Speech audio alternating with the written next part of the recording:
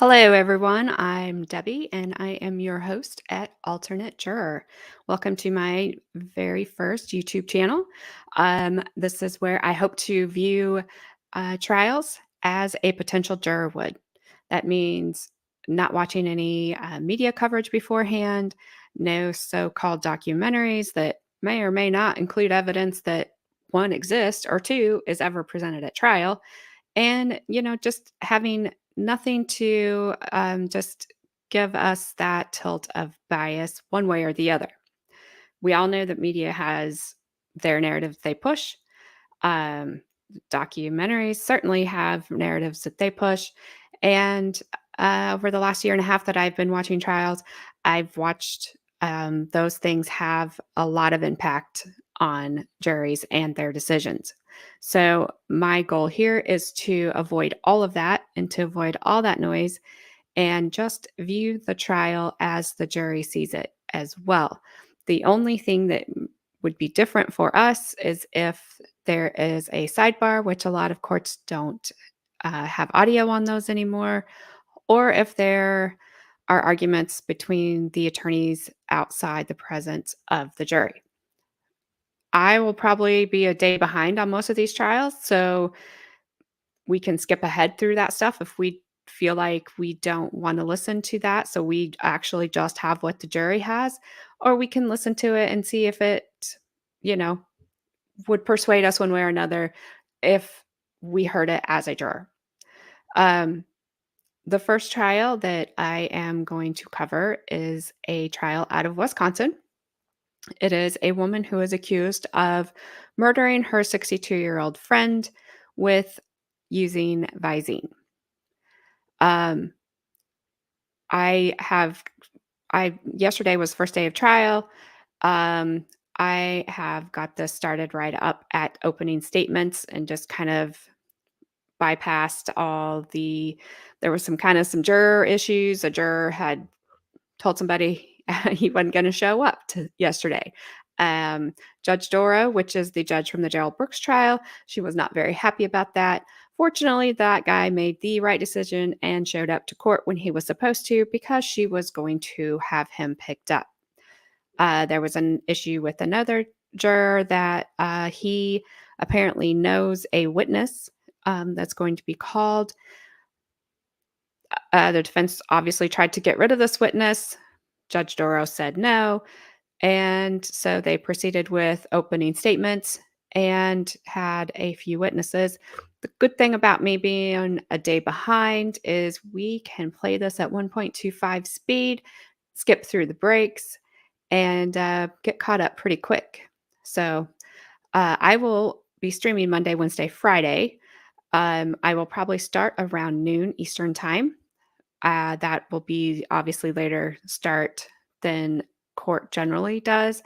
Um, but again, it allows us to avoid sitting and with all the breaks and having to um, get through those. So I have this queued up and ready to go with the state opening statement. Um, the one thing the prosecutor did yesterday that kind of annoyed me a little bit, and I tried to find it, but Court TV and Law and Crime have edited that part out, is he came before Judge Doro with an argument that he did not want this case televised, streamed, what have you. His reasoning was because it was going to give people the idea to go out and murder people with Visine, which is crazy.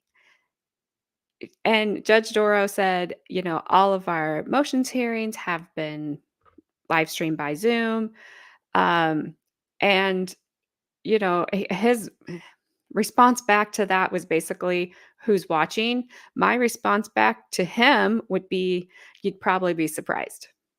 There's a lot of people that tune into a lot of this stuff, just so they can kind of get, you know, a handle on what's going on, especially attorneys that are streaming these things because they can dissect all the legal stuff that's in there that I have no clue. I have no legal background. The only thing I have learned about the legal system over the past year and a half, I've learned through watching these trials with the attorneys that are streaming them. Um, so anything that's on this channel is just strictly my opinion and nothing else. There, don't take it as anything. Don't take it as being set in stone. That don't even take it that I'm correct. It's just my opinion. I'm just going by what I see and giving you my opinion about it. I also hope that you will give me yours. So I don't expect everybody to always see eye to eye on everything. I don't expect everybody to see everything in the same way. But I do expect us to be able to have a civil conversation that is remains respectful of everybody. And, we just see what everybody has to say. So with that, I'm going to start the state's opening arguments in this trial, and they aren't too long. I'm not. I be honest with you. I hate opening and closing statements. I really do. I just want to get to the evidence, and I just want to get going. Um, but I understand the point of them. The opening statements are to present the evidence, and then the jury gets to see, did the state did they bring all that evidence that they said they had? Did they follow the timeline they laid out? Did the defense were they able to counter it like they said? It's not the defense's job to prove somebody innocent, it's the state's job to prove them guilty. So, my burden for me is always on the state. I'm going to approach every trial. It is the prosecutor's job to bring me the evidence. I think a lot of us has kind of got it backwards that it's the defendant's job to prove they're innocent. And the prosecutors are a lot of times when I've watched these trials, they're really good at burden shifting, and it's really sad. So it's I don't dislike prosecutors. There are a few out there that I really don't like at all, because I've watched them do some really just shitty stuff, and they've got people's lives in their hands, sometimes literally.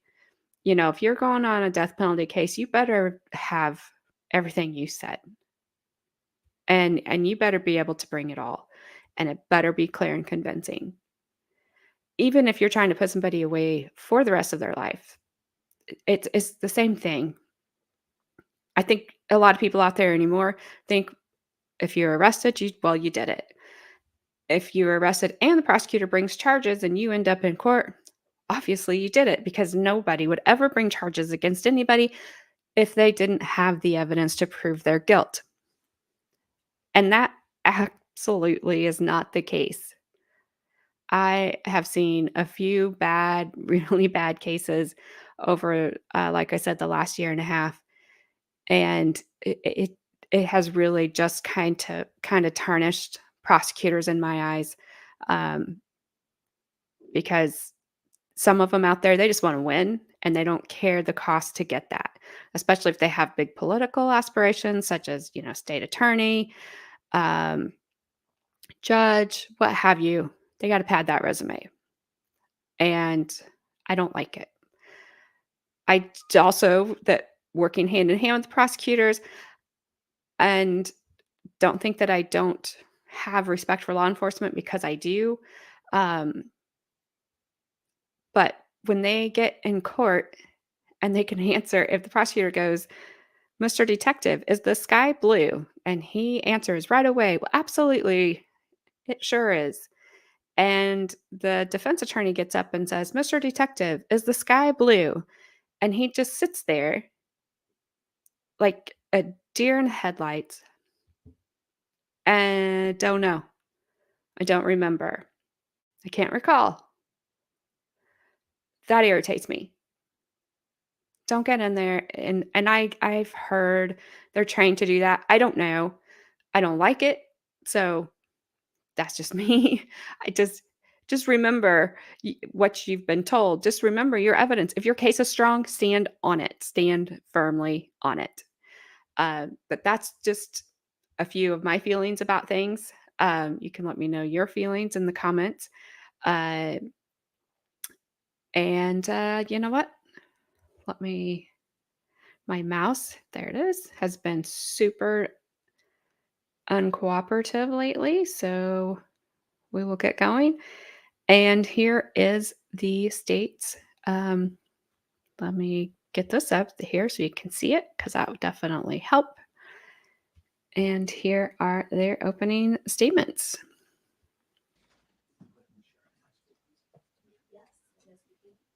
All right, please be seated.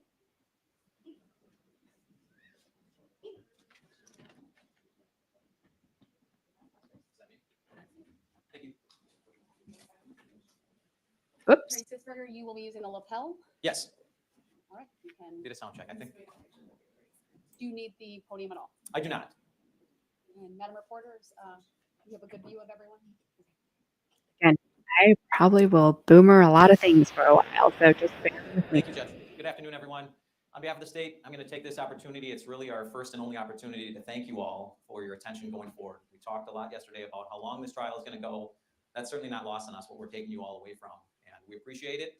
I want you to know we've all worked hard to organize ourselves and make sure we can go through this as quickly and efficiently as possible over these next few weeks. That being said, there is a lot to unpack in a case like this. While I go through my opening, you're going to see almost two timelines. As I prepared for this, I kept seeing almost two timelines emerging. There's certainly a factual, bare bones timeline of theft, murder, and more theft. But there's this almost overlaid timeline of all of the defendant's lies and deceit on top of that bare bones timeline. That's a little bit tricky to go through and process, but let's start it.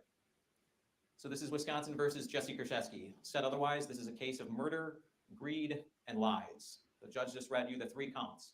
Of course, in the law, we call murder intentional homicide, and that's count one. And it's a homicide or murder of Lynn Hernan.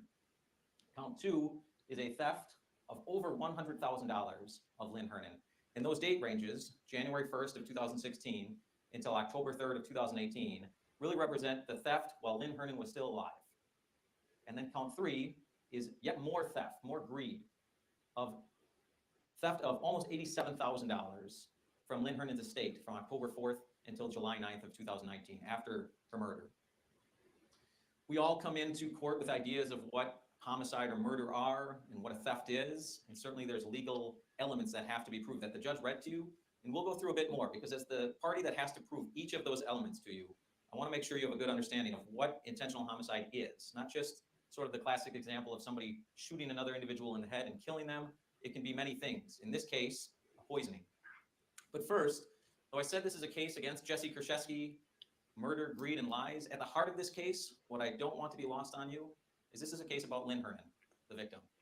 So let's see who Lynn Hernan was.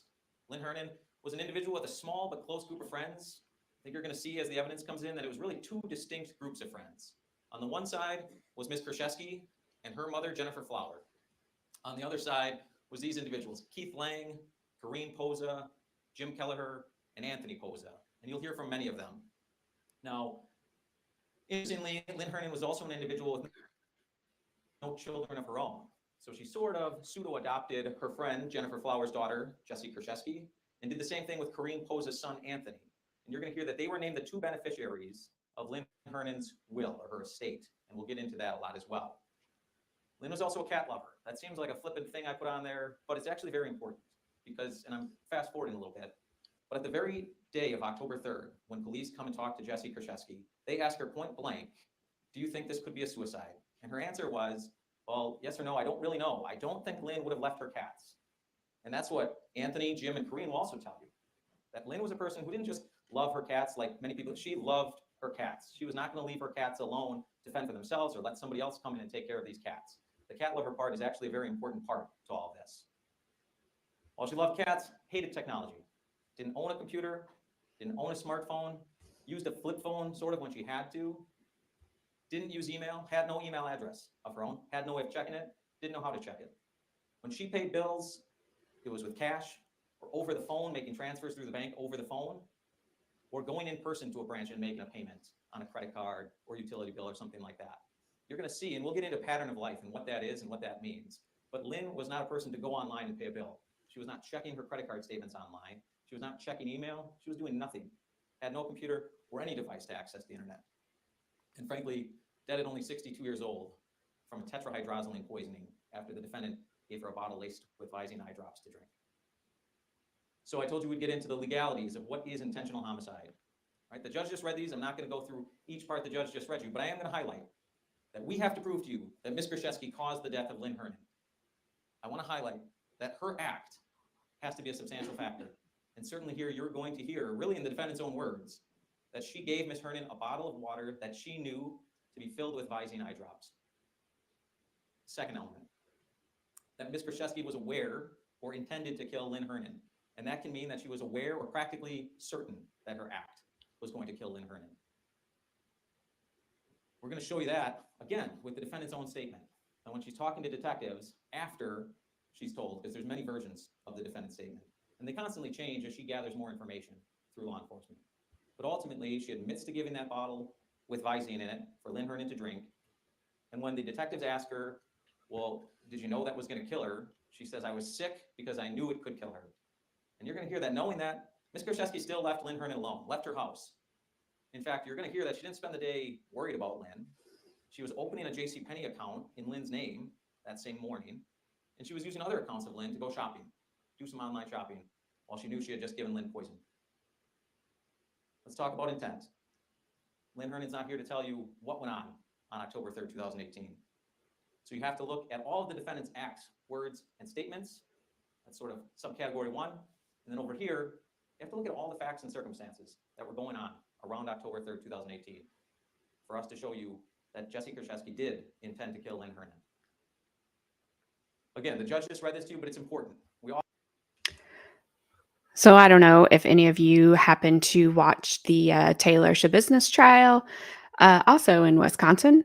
If you don't know about that trial, Taylor, she and her friend Shad decided to go to the pet store and buy some choke collars and do some meth. And while they were having sex, old Taylor started choking Shad. And as he was turning purple, she just wanted to see what it would be like. So she continued to choke him. Obviously, she killed him. And then she didn't know what to do. So, what do you do with the body when you don't know what to do with it?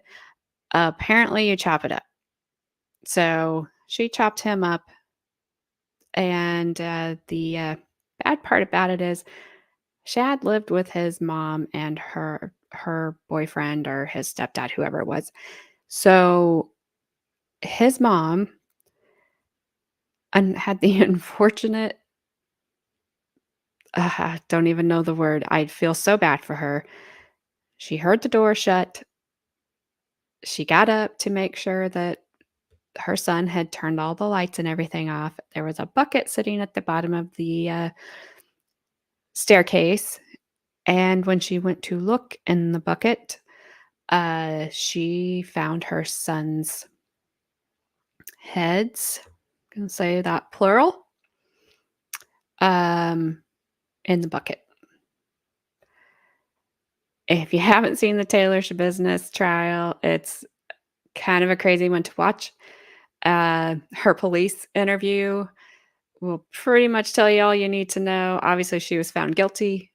The person that came to speak on her behalf was her dad, who came in his prison oranges because that's where he's at for SAing a minor child. And if you're not familiar with YouTube's rules, you cannot say certain things. So if you hear me say something that's kind of crazy and you can't quite figure it out, I'll figure out a way to tell you. But most of them, I think you'll be able to figure out. So YouTube doesn't like certain words unless Court TV or Law and Crime says them. So don't try to type them in chat or anything like that, because YouTube will not like me very well. So anyway, both women from Wisconsin. She doesn't look as crazy as Taylor Shabusiness does, but I definitely got some vibes of Taylor Shabusiness off of her. So, all right, back to this. Oh, and by the way, I do have to stop this and make some comments every once in a while, or Court TV or Law and Crime, whoever I'm watching it with, will just end my stream. So they'll take it down. But for whatever reason, if you stop and talk for a second, they're fine with that. So I'll try to keep my comments very short, but I just had to put that out there. So here we go. Often hear motive in TV shows and movies. The state always talks about, what was the motive? Here's her motive. We don't have to prove motive to you. That's not something in those two elements. We do have to show intent. We don't have to show motive. As this instruction said, motive is often helpful. And here it's pretty simple.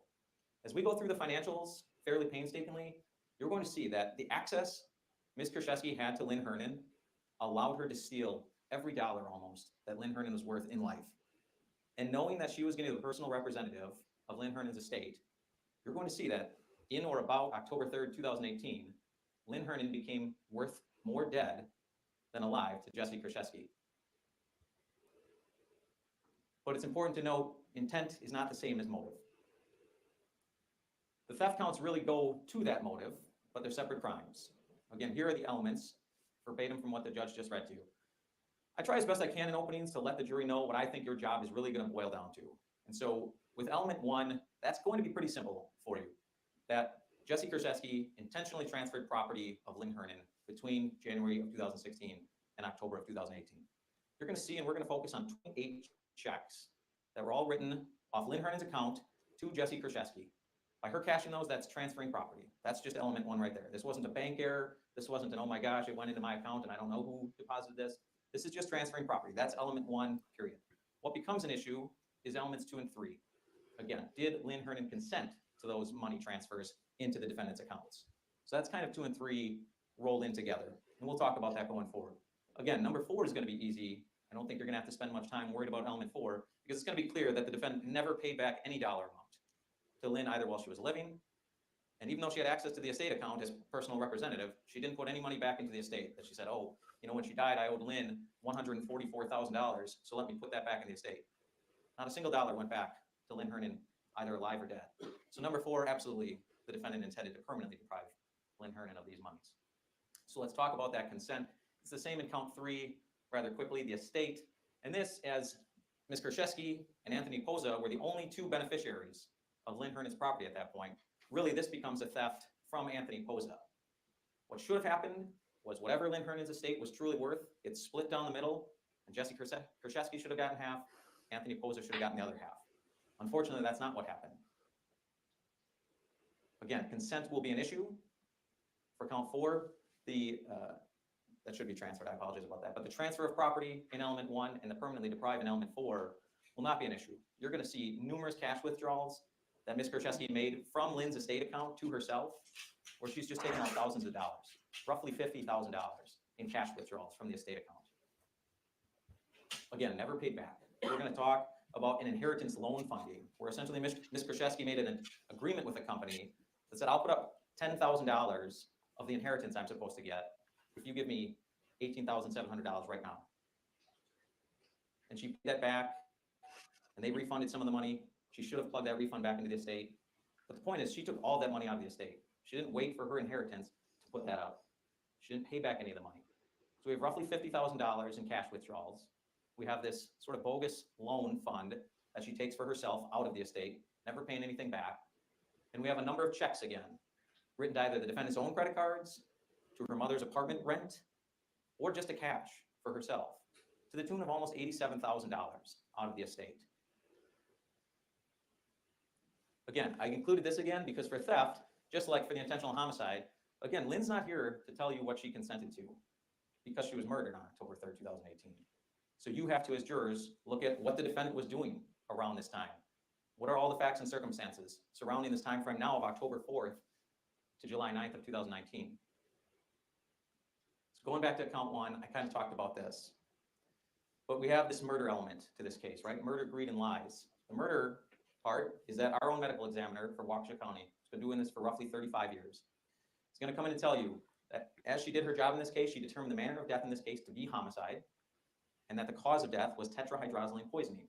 Now, she didn't come to that conclusion lightly. She didn't look at one sheet of paper and look at some autopsy photos and look at some scene photos and say, I got it. This case took a lot of time. This took months and months for Dr. Bidzricki to come to her conclusions. She consulted with Dr. Kasinko, who you'll hear from NMS Labs, regarding tetrahydrozoline in general. effects on the body when it's ingested and not just put in the eyes.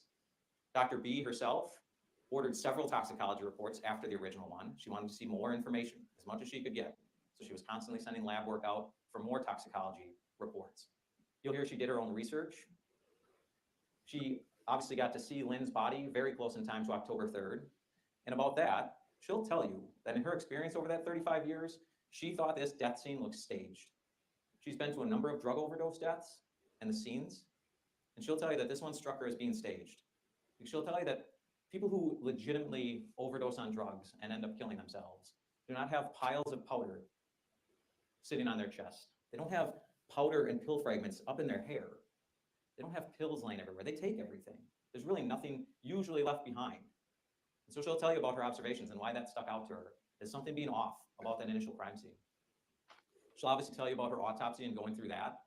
But by and large, my point is this was not a quick decision she made to say, oh, it's probably a homicide. Let's see how it plays out. This is diligent, thorough work Dr. Bitzricki did to reach her conclusions of homicide and cause of death being tetrahydrozoline poisoning.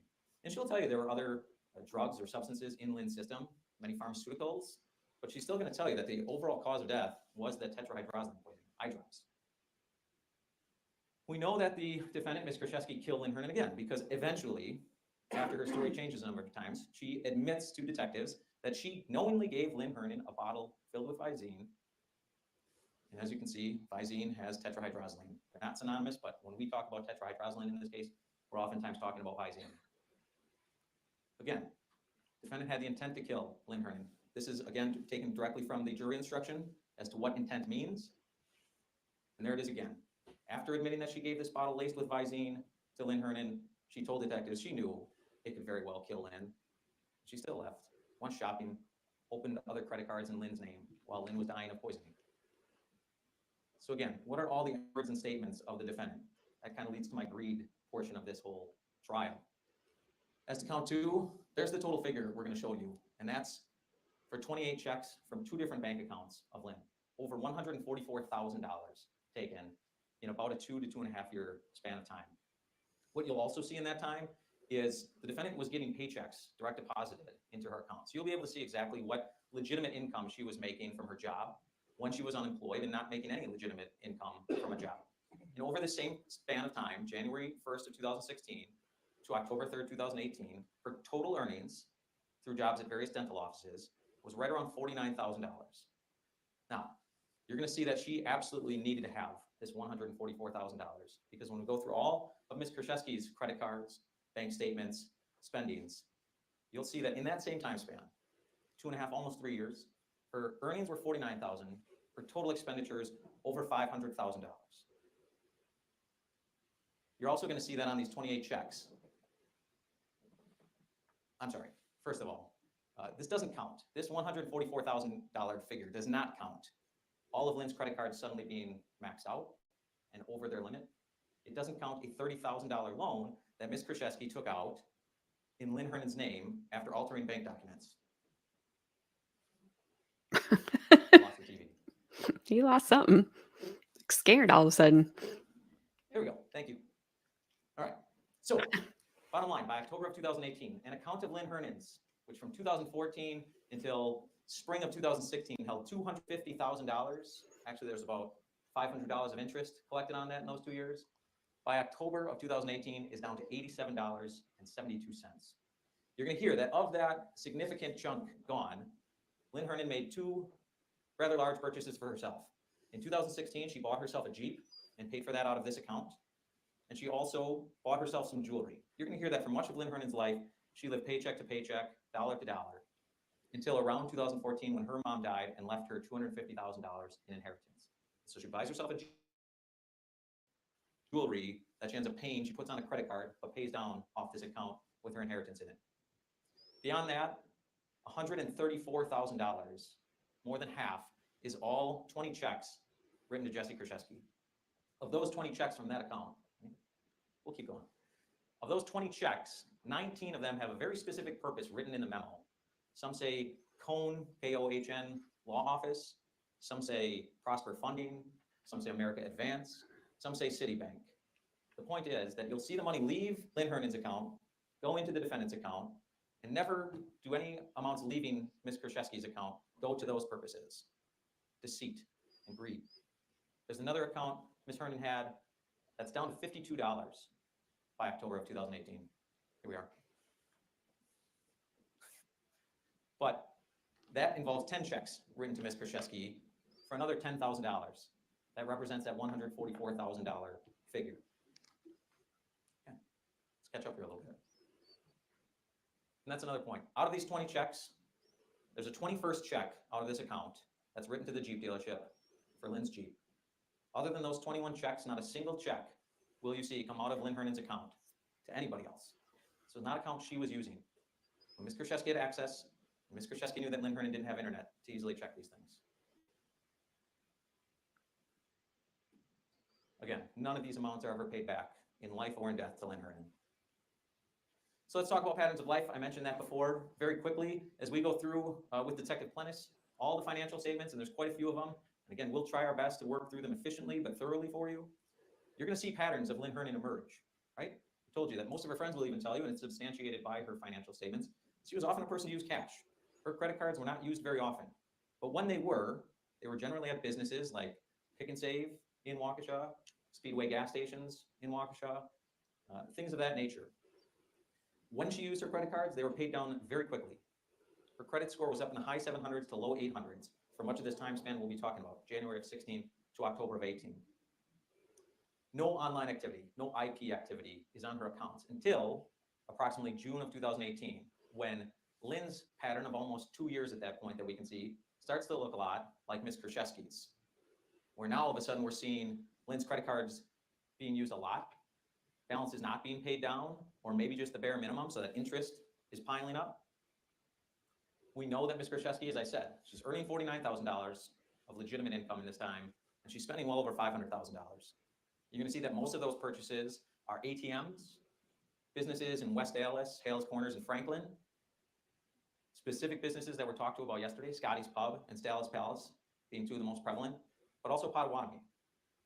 And you also see that there's frequent online activity. And Detective Plennis will tell you why that's important for law enforcement to recognize that when somebody's pattern of life switches to another person's pattern of life, what does that mean? What does that overlap? What does that change mean? And finally, defendant's acts, words, and statements. And this is to count 3. Taking advantage of her role as the personal representative of Lynn Hernan's estate to steal over $87,000. Again, you're going to see numerous cash withdrawals. You're going to see checks to her own credit cards, checks to cash, and that inheritance loan funding of $18,700. And that brings us to the lies. And this goes on for a number of slides, and I promise you, I pared these down for opening statements. You're going to hear a number of others as this trial goes. But this is kind of that second timeline I'm talking about that goes back now and sort of lays over the bare bones time work. But in March of 2018, Detective Plennis and I are going to show you and talk a lot about clearly altered bank documents where Ms. Kurczeweski changed the name of the account holder to Lynn, changed the yearly earnings, changed any reference to spendings at Stella's Palace and Potawatomi, all to get a $30,000 loan in Lynn Hernan's name, but went in to Jessy Kurczeweski's account.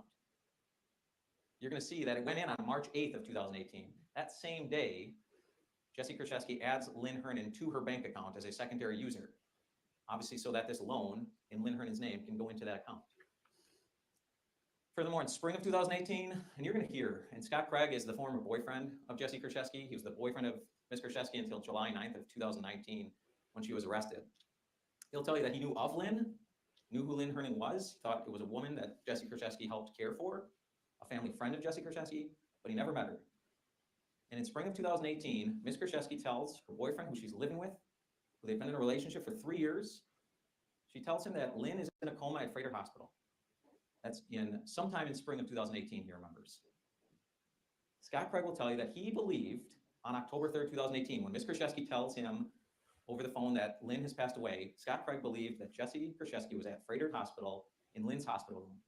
He remembers feeling bad, but ultimately not surprised because he thought this woman had been in a coma for 5 months and that it was sort of a natural outcome. Ms. Kurczeweski never came clean to Scott Craig. It wasn't until July of 2019 when detectives show up at his door and tell him that Lynn Hernan did not die in Freighter Hospital. She was not in a coma for 5 months. And you'll hear a jail call between Ms. Kurczeweski that she makes to her boyfriend a few days after her arrest, Scott Craig, where he's furious that she lied to him about such a huge thing. And you'll hear her try to say, it's only one thing. It's only one thing. What's the big deal?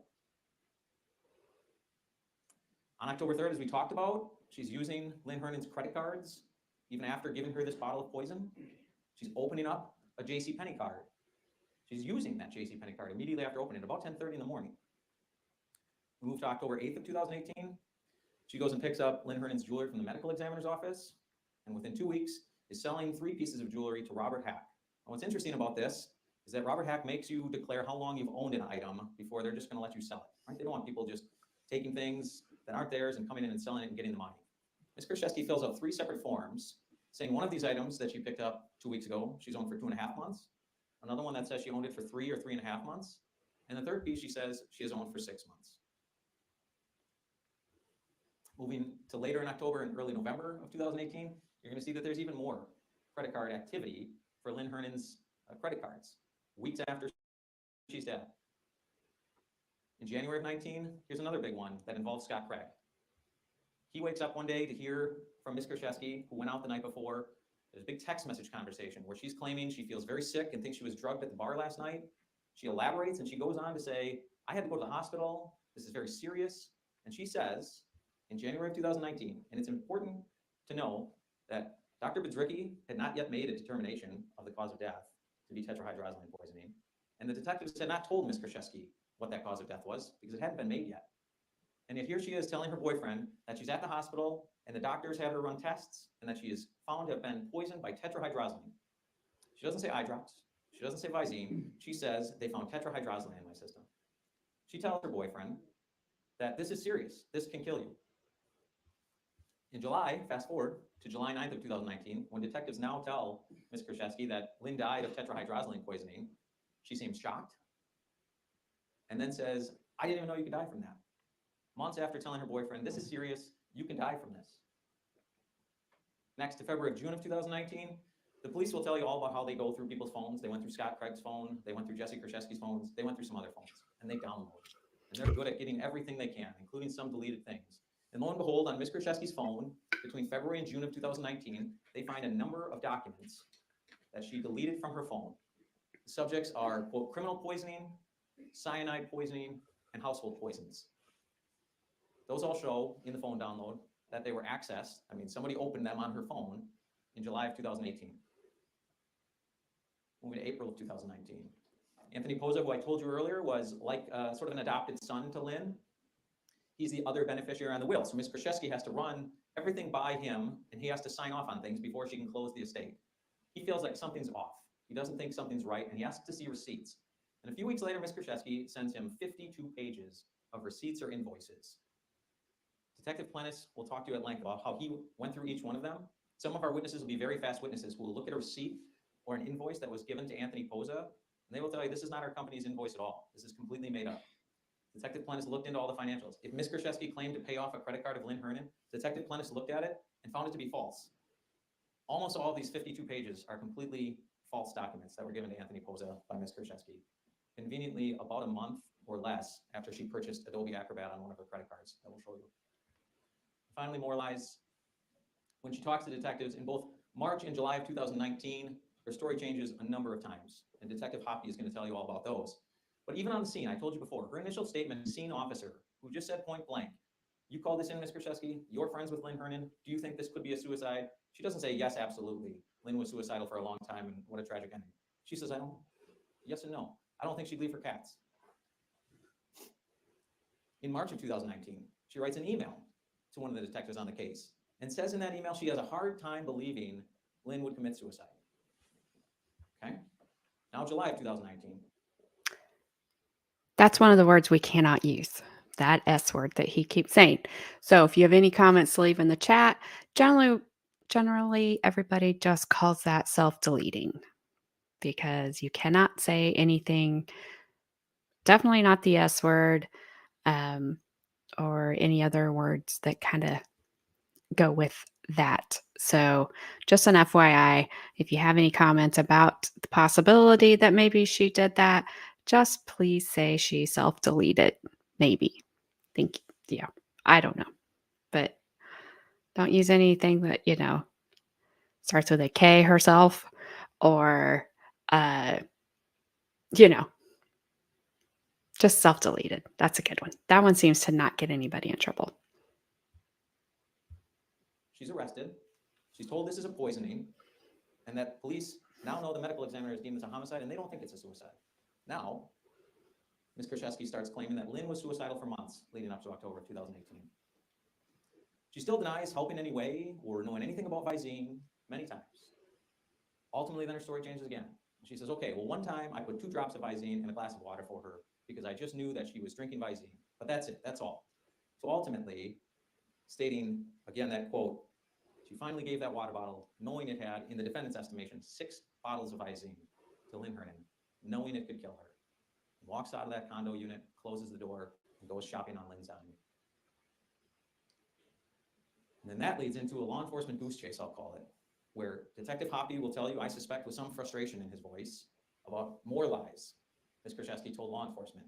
Starting with, you guys, there's a recording from Lynn, there's suicide letters, there's all this evidence that'll show I'm not guilty of any of this. There's evidence out there, there's evidence out there. It starts with his storage shed. She says, check his storage shed. Detective Hoppy says, where's the storage shed?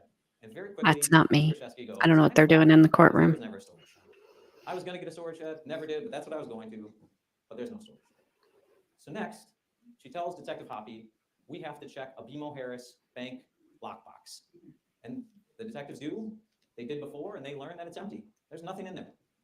They also learn that Ms. Kurczeweski and her mom, Jennifer Flower, were the last ones to access that bank box, and just so happened to do so on October 4th, 2018, the very day after Lynn died. So when Ms. Kurczeweski is telling Detective Hoppy to check the lockbox, she already knows it's empty because she was there, and she was the last one there the day after Lynn died. So that doesn't work. So she now changes to say, well, I buried a lot of stuff in Whitnall Park, kind of by the nature center. And Detective Hoppy will tell you that another detective was out there in Whitnall Park with a metal detector and a shovel. They're trying to use video access to have Ms. Kurczeweski tell us, where in the world do we find these things? Spoiler alert, they found nothing. There was no magical, mysterious hole at Whitnall Park. Just more lies from Ms. Kurczeweski. And finally, in November of 2019, Ms. Kurczeweski is removed by the court as personal representative of Lynn's estate, mostly because of this investigation. She takes that and says, well, now there's a real will I have to file. Almost a year to the day, almost, of filing the actual original will. It's notarized by 2 impartial people. Ms. Kurczeweski now files a, quote, real will. And wouldn't you believe, it removes Anthony Poe as a beneficiary. You're going to hear from Paul Nowakowski, the Register and Probate of Waukesha County, and you're going to hear from Beth Taylor, an attorney who's done probate work for 25 years. They have never seen somebody file a quote-unquote real will a year after. And they've certainly never heard it being done as a test. Because that's what Ms. Kurczeweski says. She says, I filed that will originally, and this was all a test Anthony Posa was supposed to pass. And he failed because he questioned what I spent things on.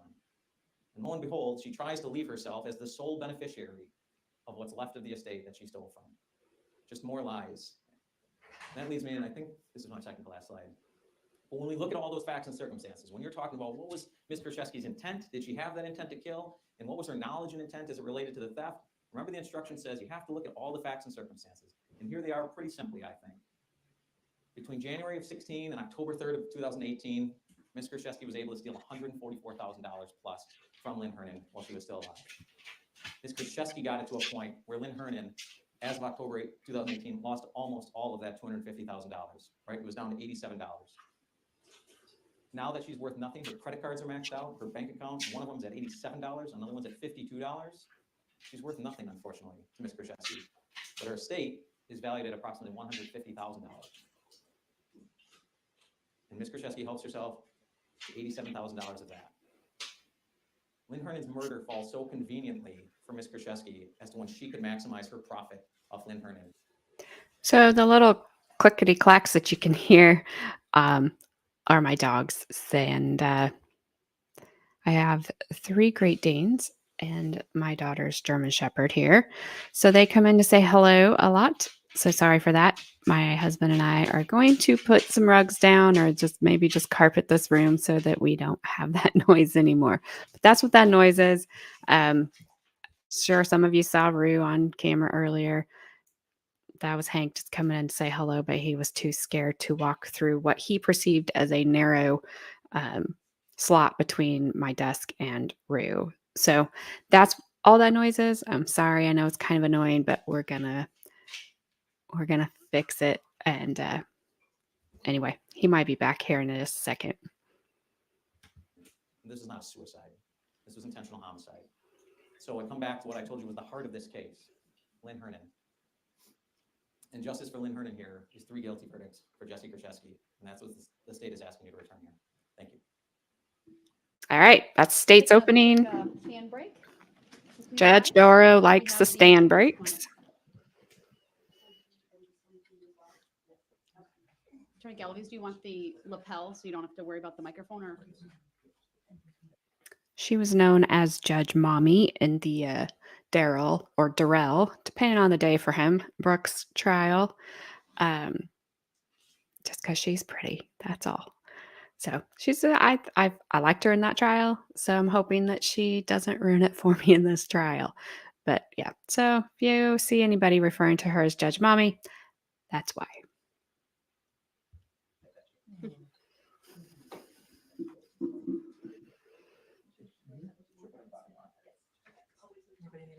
So you don't get feedback, why don't you hand Madam Clerk the other mic since you'll have the lapel? The one on the podium, that is.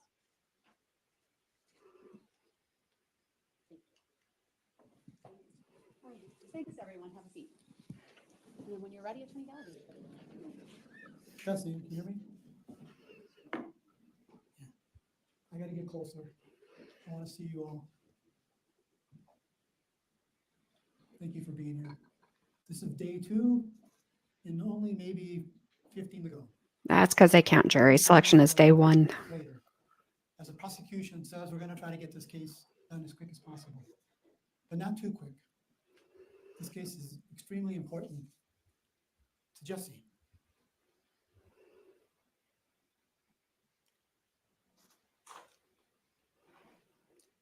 And as you sit there, I want you to look at her. She's presumed innocent. As you sit there right there. And don't ever let that thought leave your mind. That she's presumed innocent. No matter what he just said. When he's throwing all this stuff at the wall.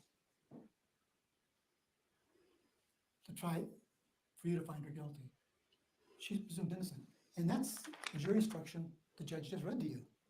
All defendants are presumed innocent. And if you can reconcile on the reasonable hypothesis that she's innocent, you have to, of all the charges.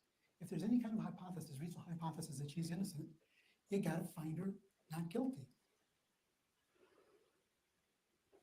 And I hope you understand that. As you sit here every single day, as you listen to their case, I want you to keep in your mind that she's presumed innocent. And never lose that thought as you hear their witnesses. Because in order to find her guilty, under common sense and logic, which you're allowed to do, your common sense and life experiences, you're gonna have to speculate. And the judge just told you, you can't do that. You're gonna have to guess and speculate what Lynn Hernan thought while all this was going on. And if Lynn Hernan was here today, she would say, are you crazy, prosecution? That's my daughter that you have sitting there at that desk over there. That's my daughter. She knew everything that I was doing when I was doing this. I loved her. I loved her. She's my daughter. I've known her since she was 8 or 9 years old. That's how long Lynn knew Jessy, since she was a child.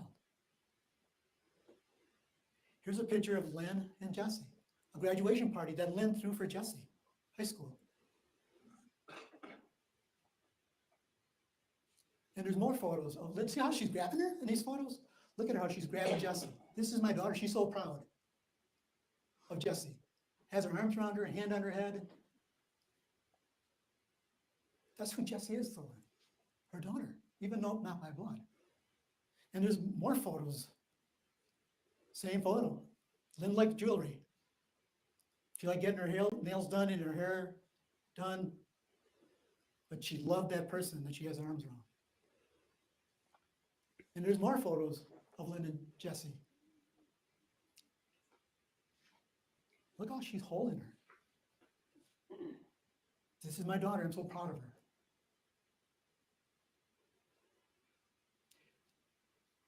And them not knowing this about Lynn and Jessy, not knowing the dynamics about Lynn and Jessy, maybe in their view of this, it doesn't make sense to them why Lynn would give Jessy all this money, why a mother would give their daughter or their son money. And as he said, he's correct. Lynn had two groups of friends. She had Jennifer and Jessy, and then she had Keith, James, Corrine, and Anthony. But the problem was with what he told you is we all have circles in our lives, circles, where we only keep a few people in our circle. And we only keep these few people that we have in our circle, the people that know our secrets, that we talk to every day and share everything with, when we're not feeling good or feeling happiness and sadness. And that was Jennifer and Jessy. She was in Lynn's circle. When Lynn needed help, she called on them every single time. When Lynn needed help, she called on Jennifer. Jennifer is like her best friend. And Jessy became her best friend. When Lynn needed to move in 2009, Jennifer helped her and Jennifer's boyfriend, Gary Verdon. She didn't call Keith, James, Anthony, or Corrine. Who do you call when you move? Your friends, your closest friends or relatives. That's who she called, Jennifer. When Lynn needed to move into this condo, who did she call? Jennifer and Gary Verdon. She didn't call James, Keith, Corrine, or Anthony. They didn't help her. When Lynn's mother died in 2013, who did she call to help her drive to Madison and help clean up her mother's place and get it ready to sell? Jennifer and Gary. They drove to Madison and helped Lynn clean out her mother's house. She didn't call these four other people. They weren't in her circle, that inner circle.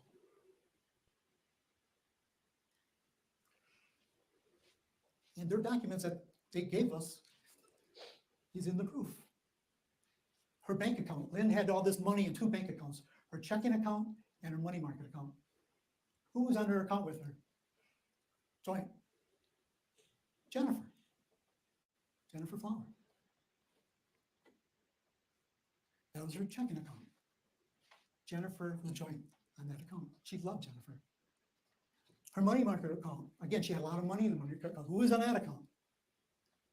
Jennifer. When you have a joint account, who do you put on the account again? Your husband, your wife? Lynn didn't have anybody. She had Jennifer. It's like together. Lynn needed help, Jennifer helped her. When Jennifer needed help, Lynn helped her. When Jessy needed help, Lynn helped her because that's her daughter. Anthony and Corey, they didn't need help, they had money.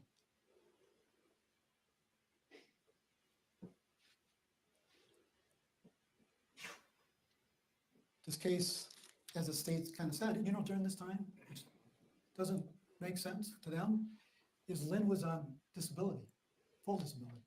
She had all this money and she was receiving food stamps. She was getting full insurance and food stamps during this time, since 2009. And that was real important to Lynn, not to lose that.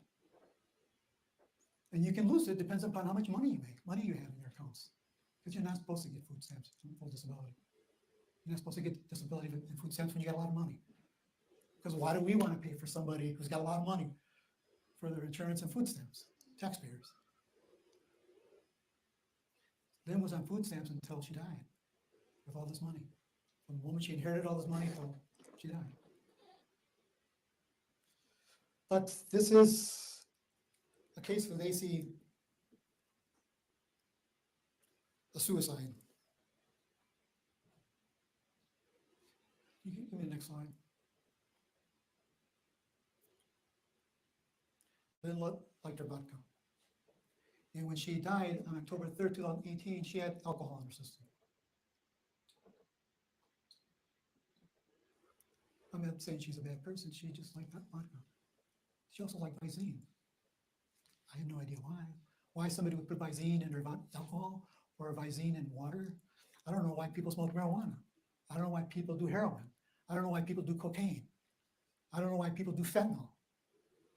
I don't get it, but people like doing it. That stuff doesn't make sense to me, why people want to put that in their body. I like putting Visine in water. Why? Who knows? I don't know. Like, I don't know why people do heroin and cocaine, but they like doing it.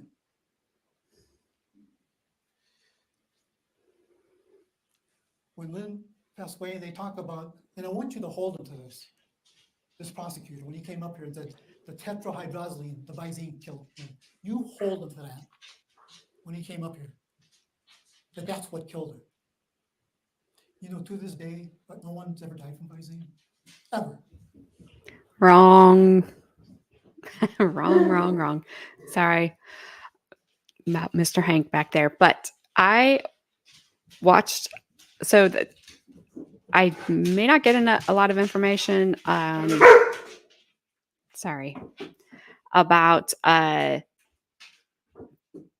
won't get a lot. Well, I won't get a lot of information. Let me correct that, about trials that I'm going to stream. However, I do like to watch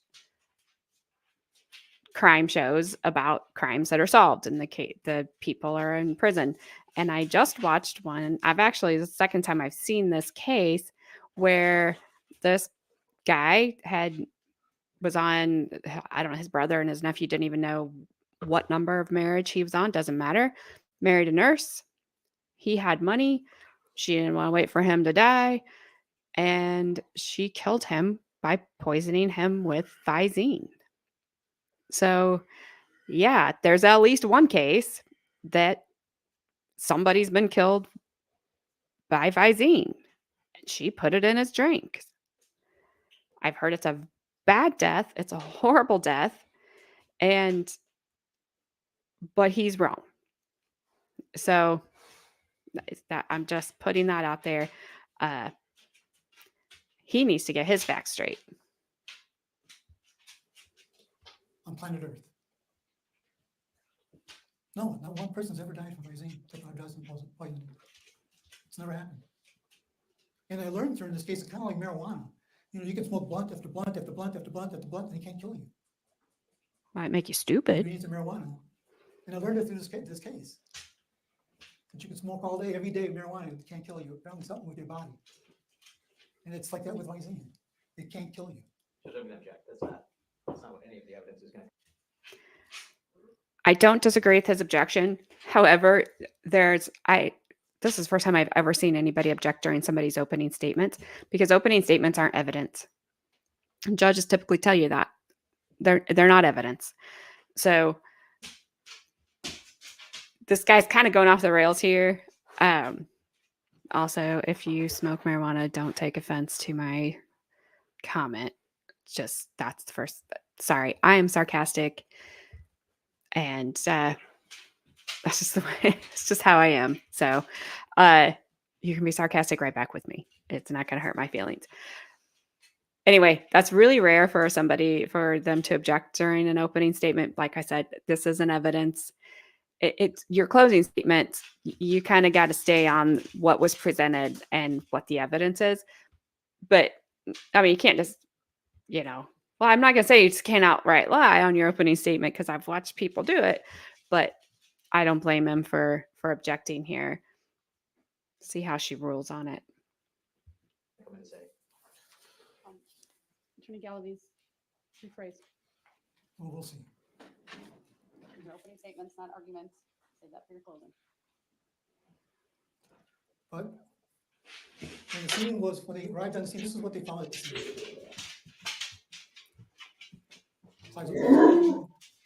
The one in the middle, you'll be able to see it. Amphetamine, they found more prescription drugs, empty bottles.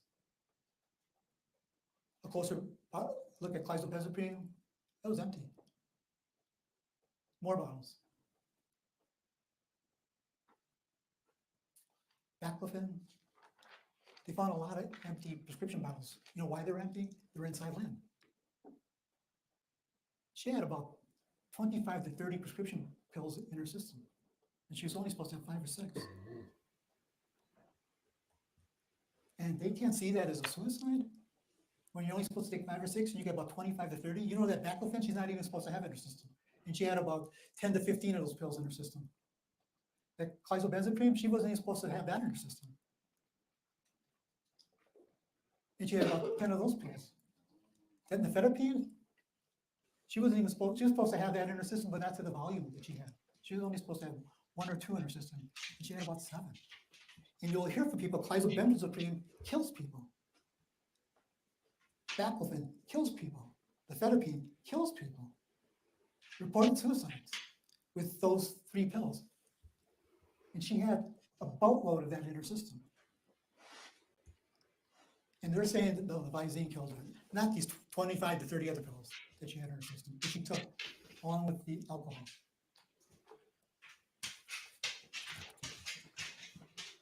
Again, more trust, Lynn had in Jessy. Here's a living will. April 20, 2018. Who did she name on the will? Jessy. And the lockbox at the bank? Jessy. Lynn died October 3rd, 2018. That's the responsibility, that connection they had, Jessy and Lynn. Do you see Anthony's name on there, or Keith, or Corrine? Jessy. You know why? Because Jessy was the one that bought her, did all her shopping, took her to the hospital. If she had a medical appointment, Jessy took her. Jessy would come to her house and change her and clean her. When Lynn would have mistakes, Jessy was the one that she would call all the time. You can ask Scott Craig's going to tell you, Lynn was always calling her, like almost every single day. Jessy had to drive from Milwaukee to Pewaukee to take care of Lynn. And you can say Jessy ended up quitting her job in June to take care of Lynn, because Jessy was the only person she trusted. Jennifer was living somewhere else in Milwaukee, but Jessy quit her job to take care of her. And as we all know, taking care of somebody who's in that state of mind is not easy. But Jessy would do all the shopping for her, cleaning, taking her to doctor's appointments, back and forth, back and forth. Because again, she's in that circle. Next.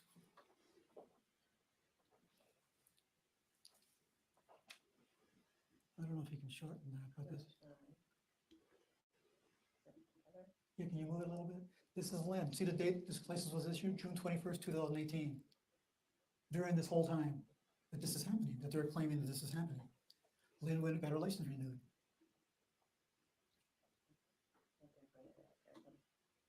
Here we go.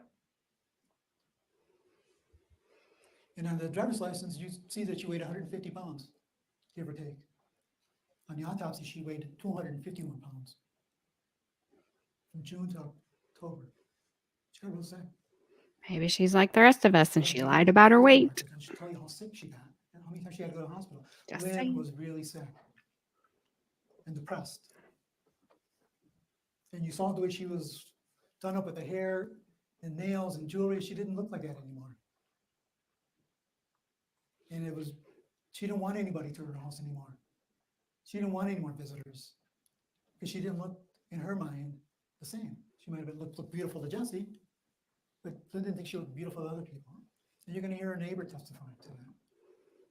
Her name is Jean Fennell, that Lynn became sick, hidden in her home.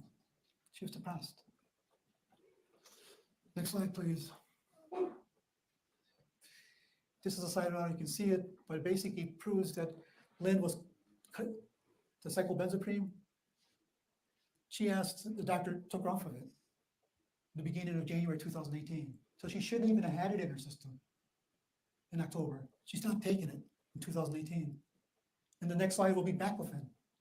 She stopped taking it in March of 2018. She shouldn't even have had it in her system in October of 2018. Why would she take it if she stopped taking it at the beginning of the year? In such volumes, the baclofen. She's only supposed to take 1 a day. She had 10 to 15 in her system. Like cyclobenzaprine, why would she take it? She's supposed to. All right. So the 2 medications he's talking about, the cyclobenzaprine, it says it is a centrally acting skeletal muscle relaxant. Um, so, maybe. Um,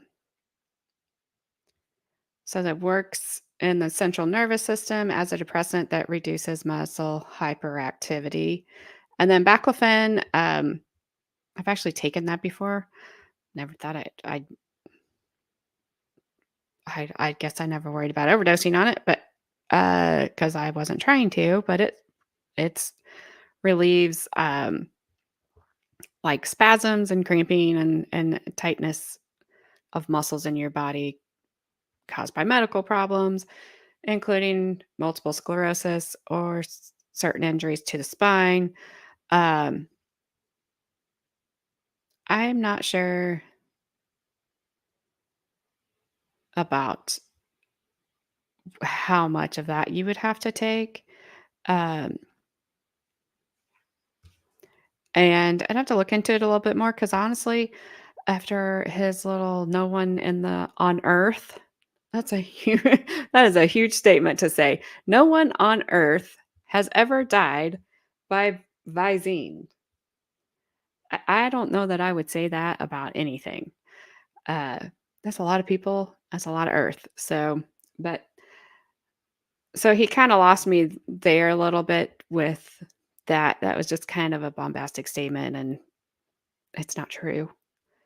Uh, so I don't know. It kinda makes me wonder how much, research he's done on these things and these medications.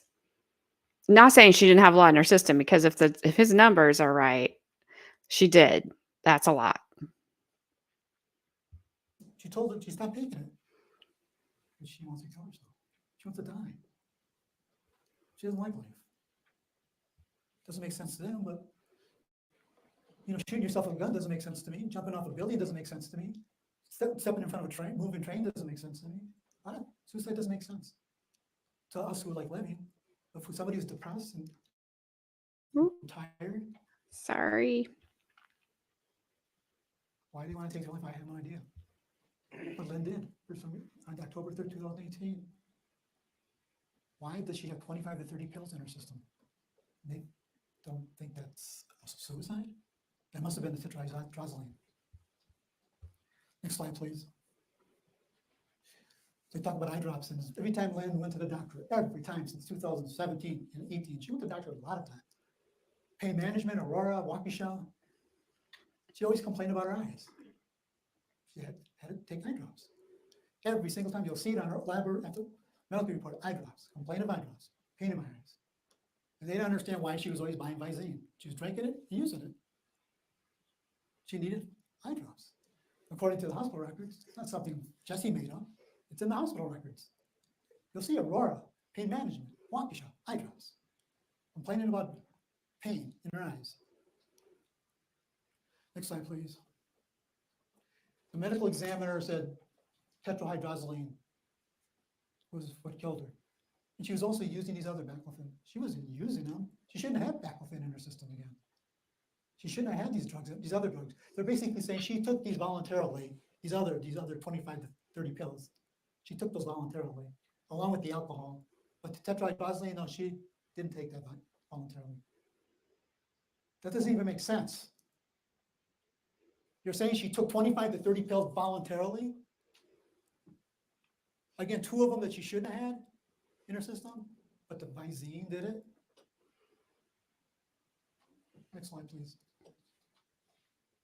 Again, these are all her prescription pills that we found that were found on the scene. That's just one of two pages that were found at the scene. Next slide. Also, it doesn't make sense. They're saying that Jessy set this up. Remember when officers arrived on the scene? You think this was a suicide? You think Jessy would be jumping up and down? This is definitely a suicide. Yes. You know what she said? She goes, I don't know. I don't think so. She said, I don't know. You don't want to think the worst, but she would have been saying, yeah, for sure. She did. It was a suicide. She was being honest. I don't know. And you think if she would have set it up, and according to them, the Visine is in that water bottle, why would she leave it there at the scene with her fingerprints all over it? it's like shooting somebody with a gun and then leaving the gun on the scene and running away so they can find the gun and your fingerprints on it. Why in the world would she leave the bottle of Izine right there so people can find it with their fingerprints on it? If that was actually what killed her. Next slide, please. I want to touch a little bit about the finances, and they're going to mention about these checks, and you're going to hear, and I'm going to, with their witnesses, tell you that Lynn went to the bank a lot of times. When all this was going on, her checks were being used, checks were being given to Jessy, her charge cards were being used by Lynn and Jessy. Lynn was always at the bank. She would make deposits, withdrawals. You're going to see them. Lynn would go personally to the bank and go to and do these transactions. You don't think the tellers are telling her about her account, the balances on her account? You don't think she's asking for, like, should I have a balance on my account? That's what happens at a bank. You do a withdrawal or a deposit, you get a balance. Like Lynn is now aware that Jessy's stealing this money. They were so sure that that these checks were forged by Lynn. They were so sure at the beginning of this case. And Jessy kept telling him, I didn't forge them. Lynn gave them to me. Lynn gave me this money. Yeah. He didn't mention we sent the checks to the FBI to see who wrote those checks. Did he say that? Jessy says, send them to the FBI. I didn't write them. Whatever they say. You know what the FBI said? The analyst? They didn't write them. Jessy didn't write them. Didn't write any of those checks. Did he mention that in his thing? I don't think so. I object to that line. That's not what the FBI report said. We'll see.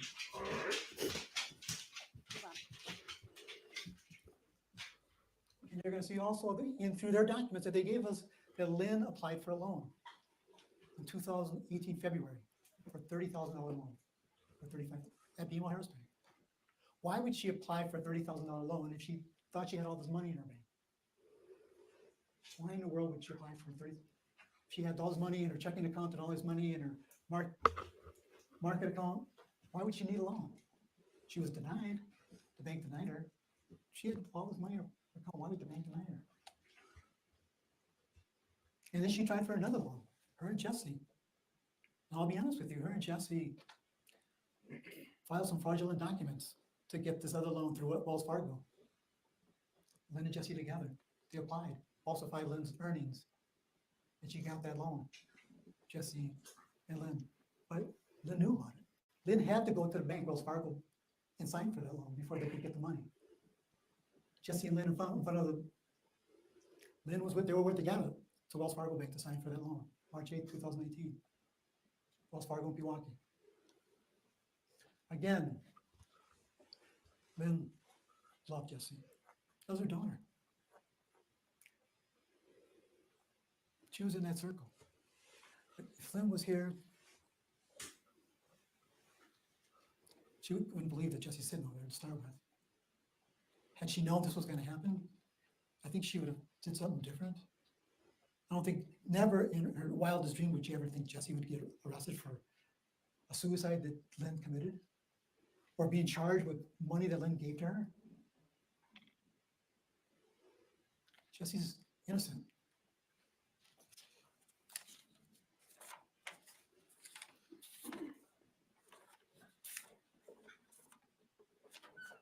You know, when you talked about that, the people from probate said, we never seen this will like this. You know what the medical examiner is going to tell you? I've never seen tetrahydrozoline before either. This is my first time ever. This is when she gets up there and testifies, she goes, I've never, ever seen tetrahydrozoline. I had to research it and talk to people and read literature about it from the experts. And one of those experts is named Henry Speller, leading expert in the world on tetrahydrozoline poisoning. And you're going to hear from him. We're going to bring him in. Literature that the medical examiner read. And you're going to hear from Mr. Speller about tetrahydrozoline poisoning. She's innocent. Find her not guilty. So, to his argument, I will say this. I have a friend who is a pharmacist. He is very, very smart. I brought this case up to him and told him what it was about. And he immediately knew that ingredient in Visine that could kill you was tetrahydrozoline or whatever he's saying. So it does. I mean, it doesn't seem that far out of the realm of possibility that that was the cause. I just don't know that, and I'm just going to call her Jessie so I don't butcher her last name. I don't know if she caused it. We'll have to see where the evidence takes us. But he kind of lost me there a little bit on his opening. He was a little bit too argumentative for me, and not factual on some things. But we'll see. Thank you, Attorney Galaviz. I think it'll be a great time just to have a afternoon break and give everyone an opportunity to have a little comfort break, and then we'll come back in about 15, 20 minutes for the start of testimony. All rise for the jury, please.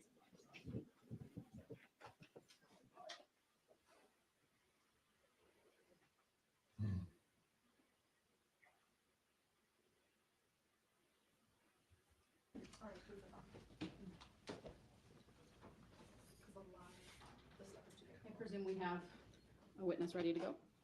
Okay. Just- This one is yours. Okay. Can you just check to see if everyone's back? I don't think they went anywhere, but make sure they're all ready to go. Was your computer air connected, like the air table or the hard? Cables, but it was HDMI cable, right? Oh, I was just curious. It was just carbon on. No, I've seen it do that before. I don't, it's just Whether it was over air, like air broadcast or cable in. cable. I don't know. I don't know, maybe it's the length and it just goes quiet.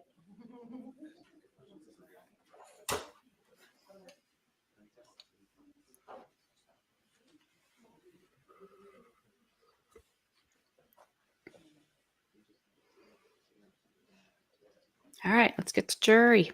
Witness number one's Just coming up. waiting for the jurors to all be ready.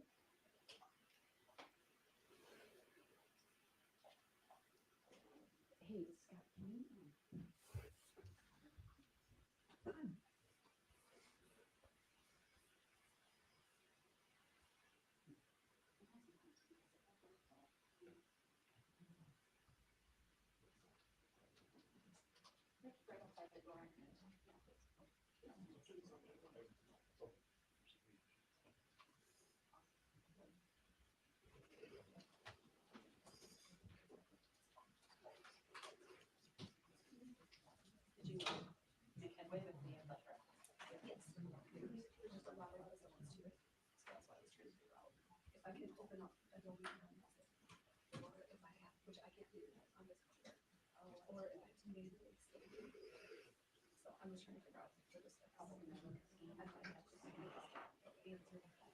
I would fast forward just a little bit here, but it looks like I'm not going to be able to find that little fine line between the jury coming in and their first witness being called.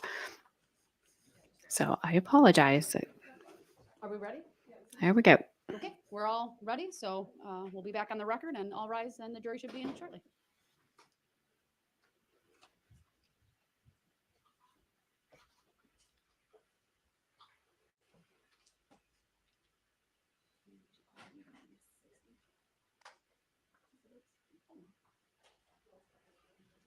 Is that one back in here that you're looking at? The first one?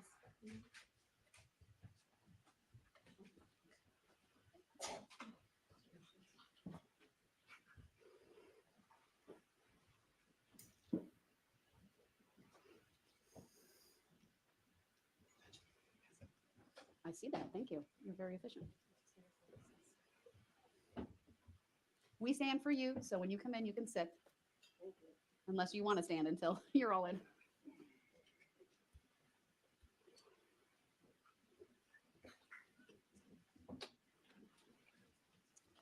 Thank you, everyone. Please be seated. I see our jurors have been given notepads and pens if they choose to take notes. With that, the state may call its first witness. Thank you, Your Honor. The state would call Deputy Rosenberger. All right, Deputy, if you would please make your way to the witness stand, which is upper riser on my right. When you get there, please remain standing, raise your right hand, and my clerk, Teresa, will swear you in. Do you solemnly swear that the testimony you're about to give shall be the truth, the whole truth, and nothing but the truth, so help you God? I do. Thank you. Thank you. Please have a seat. When you are seated, please state your first and last names for the record and spell each. Christopher Rosenberger. First name is Christopher. Last name is Rozenberger. Thank you. Go ahead. You may question the witness. Thank you, Your Honor. Deputy Rosenberger, how are you employed? Through the Waukesha County Sheriff's Department. And how long have you been employed at the Waukesha County Sheriff's Department? It'll be 13 years this January. Okay. Have you had any previous law enforcement experience before that? Yes. Okay, can you get into that? It was 6 months in the town of Dover in Kansasville. It was mostly boat patrol. So that brief stint, as well as the Sheriff's Department, is your totality of your law enforcement experience, correct? Yes, Did you have to undergo training to become a law enforcement officer? I did. Can you just briefly describe for the jury some of that training? In 2008, I completed the Law Enforcement Training Academy. After that, I was hired with my first department, Boat Patrol. In that department, being a part-time department, we didn't receive a whole lot of training until I became a sheriff in 2011. From then, we had a 2-week orientation class prior to becoming on the road. Once becoming a deputy on the road, I was on field training for 20-week field training program. After our field training program, we continued to take additional classes for investigations, along with other specialty assignments that I'm assigned to right now. As being a deputy, have you had training on investigating death scenes? Yes. Could you describe that for the jury? Most of the death scene investigation has been originally through my police academy, where we had, I believe, an 8-hour, 12-hour class on investigating death scenes. From there, everything was hands-on with my FTOs, along with my in-person experience during calls. Obviously, you've had a little bit of an extensive law enforcement career, but if you could give an approximate number of about how many death scenes you've actually gone to as a law enforcement officer. For death scenes, I imagine approximately 80 to 100 death scenes. Could you describe the standard procedure for processing and assessing those death scenes? First and foremost, our first priority is arriving on scene and making sure that the scene is secure, not that there's any other injuries to anybody. Everyone there is safe first, along with then immediately rendering aid to anyone who is injured or is dying, or checking to make sure that there's no other additional life-saving measures that we can perform. After then, we also complete a cursory search of the house or wherever the person is located to ensure that there's nobody hiding in the residence. After that, we have our fire department pretty much coincide come in with us as we're checking the building to ensure that the person who we have located, if they could use any further medical assistance that I can't provide, such as hooking up for heart monitors. The fire department, if it's obvious death, usually we only bring on 1 or 2 firefighters. If we think the person can be revived, we bring in as many as we can. From there, then, if the person is deceased, we'll set up a crime scene log and we'll secure that perimeter of the residence or wherever we deem the crime scene is until we can break down that. We start a crime scene log. We take documentation of everyone who comes in and all that residence or area. Thank you. I want to take you back about 5 years ago at this point to October 3rd, 2018. Were you on duty on that date? Yes. All right. Were you dispatched to a residence at North 16 West 26543 Meadowgrass Circle in the city of Pewaukee, Waukesha County, Wisconsin? I was. All right. On that date, can you tell me a little bit about that dispatch? We were dispatched to a suicide. I don't recall word for word the dispatch, exactly what they told us, but they did advise that a female had located her friend deceased in a residence. Upon my arrival, along with Deputy Mitch, who I was field training, we immediately responded into the residence. From there, we were advised by the fire department just shortly prior to entering the residence that the female was deceased and there was no further life-saving measures that they could do. From there, I completed a quick search of the residence for anybody lurking inside the residence to confirm that the scene was safe, not that anyone was hiding in a closet, an attic, a garage, because we want to make sure the scene is safe. I remained with Deputy Mitch, and I believe Deputy Kurczeweski set up a crime scene log immediately, and we waited until further instruction. As you were securing the residence, did you make contact with anybody other than law enforcement or EMS or anything like that? Not inside the residence, no. What about outside the residence? I do not recall everyone who I made contact with outside the residence other than the deputies on scene. Okay. Ultimately, what was your role in the investigation when you actually got on scene? My role essentially was being a field training officer for Deputy Mitch. I essentially supervised his actions and I taught him how to investigate the scene. So I believe I did contact my supervisor. I let him know that it was in fact a death scene and that we needed supervisors on scene. From there, I essentially was a shadow for my trainee to make sure that he properly investigated the incident. All right. when you guys were investigating the incident, you were shadowing him essentially. Did you I don't know what that bass sound is. I thought it was somebody outside my house, which would have been really weird. But it's this dude. It's their audio. It's not me. So I don't know what's happening, but I don't know. I turned it down just a little bit. Sorry. Hopefully they'll fix it. walk through the residence that you went to? I did. Okay. Did you and Deputy Mitch look in the garbage or fridge during that time? I'm sure I did. I don't recall everything I had located in the garbage or the fridge, but that is probably something I would have done. Why is that something you would do at a death scene? Once again, at death scenes, because we treating them all as a crime scene. That's essentially why we set up a crime scene log. We have a deputy posted at the door. We don't let people in or out. We don't know if this was a suicide or a homicide. We don't know the circumstances behind it. So I'm going to start checking areas that maybe give me some clues, such as items in the garbage, items in the refrigerator, along with, I'm looking to see even if there's food in the refrigerator. Was this person living here not eating, or did they just buy McDonald's or food yesterday and they're actually eating and surviving? At some point, did you make contact or clearly identify the decedent? I did. Okay. And she was clearly deceased at that point. Yes. Moving forward in this investigation, did you locate a notepad on a stool in the residence? I did. After, I believe, once the detectives have been on scene and the medical examiner was on scene, she pointed out a notepad on a stool that was along like a buffet bar area behind the sink. And there was a notepad on that stool. I was requested by the medical examiner to review and take pictures. Did you ultimately take pictures of that notepad? I did. Okay. And did you review them before court today? I did. You're already asking for permission to approach the witness. We'll use the technology, right?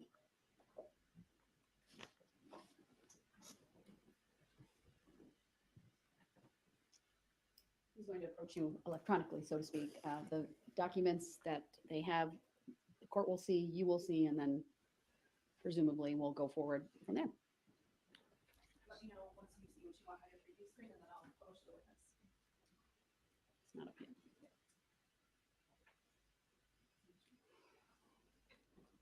That's your screen, or no, it's there.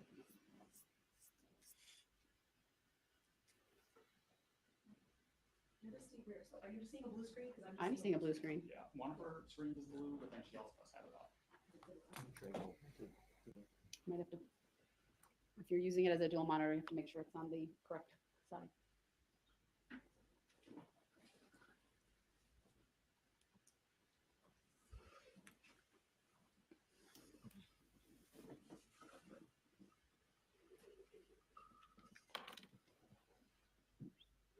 Well, I won't make fun of people and not knowing how to use technology because I'm in that camp. However, he looks young enough like he should be up can you see- on Hold on how a to second, I do just want to things. confirm your monitor's working. Just my opinion. Thank you. Go ahead. Debbie, can you see Exhibit 1 on your screen? Yes. And is this one of the pictures that you had taken of the notepad on October 3rd? Yes, that appears to be the first page of it. And would that be a true and accurate copy of the picture that you took? Yes.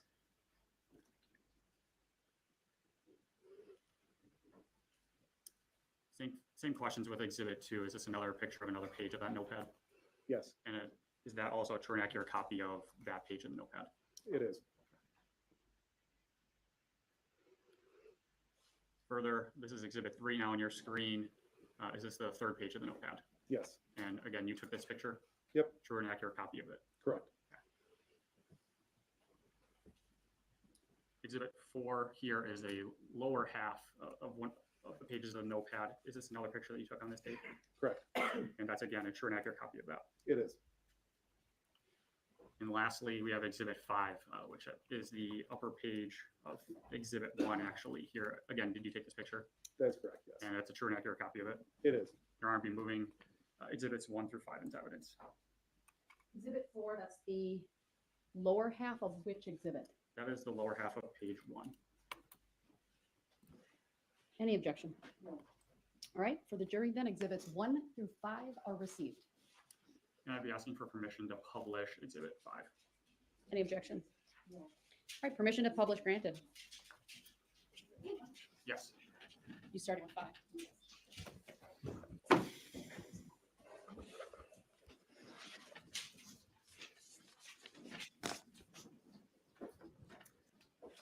Deputy, looking at Exhibit 5, is there a date on the top of Exhibit 5?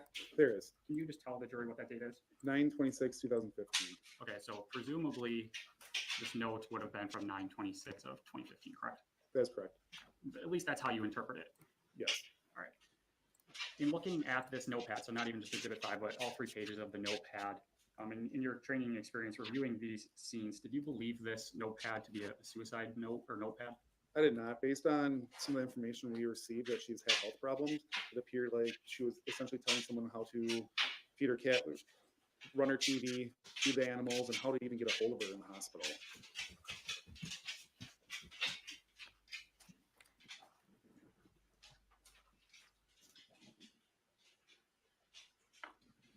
And to just be clear to the jury, where was this stool in the residence?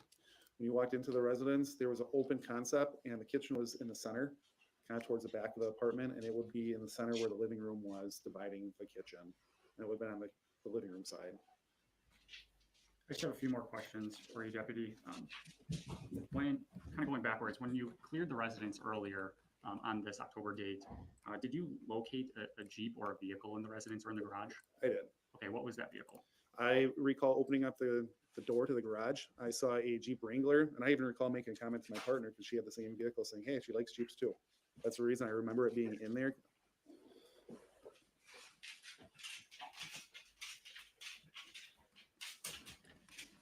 Thank you. Just one last question, Deputy. Did you have any other further duties in this investigation?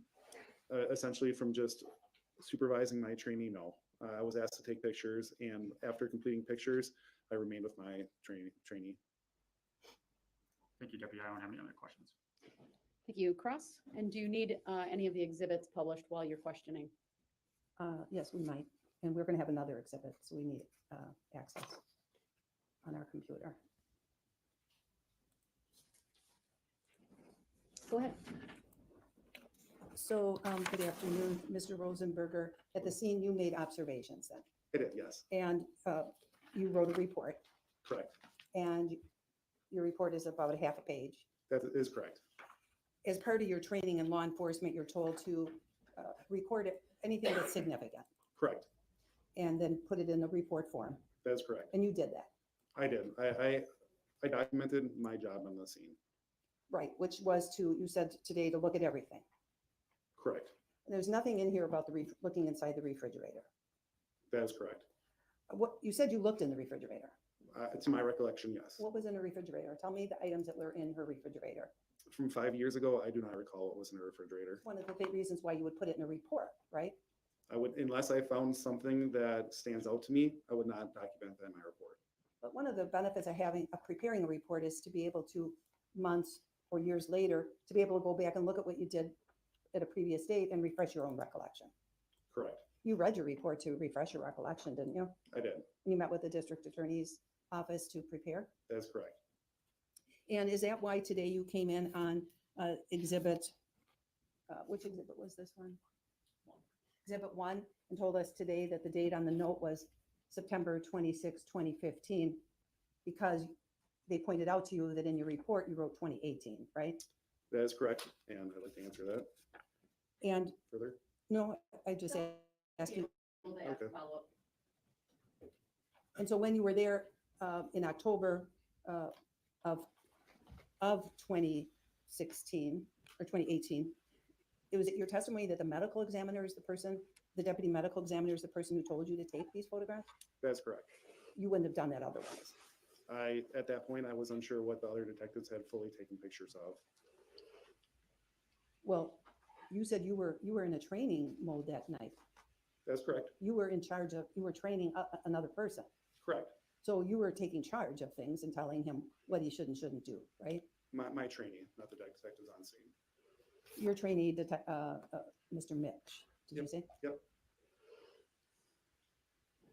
When you took photos, these photos that you showed today, did you take any photos of the refrigerator?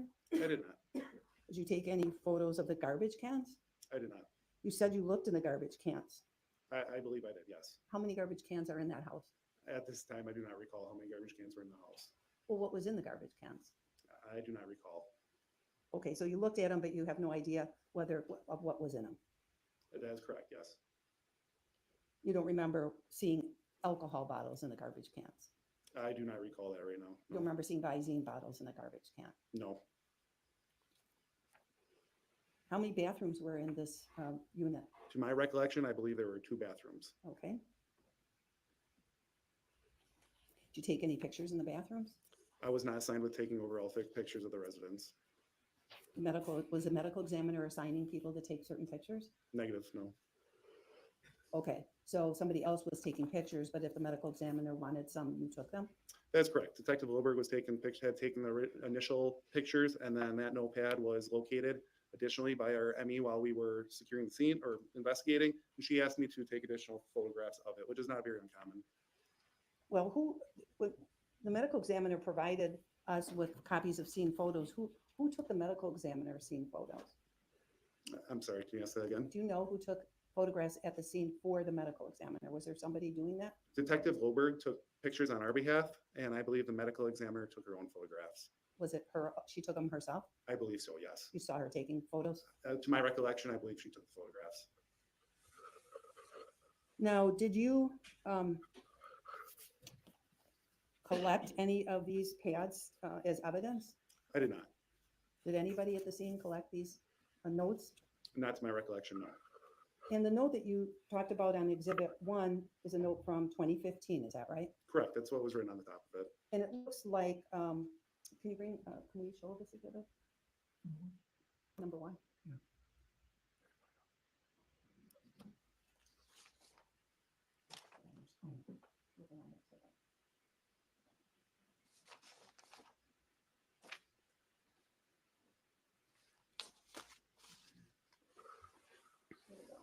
Make it a little smaller. We're going to bring up what's already been admitted as Exhibit 1.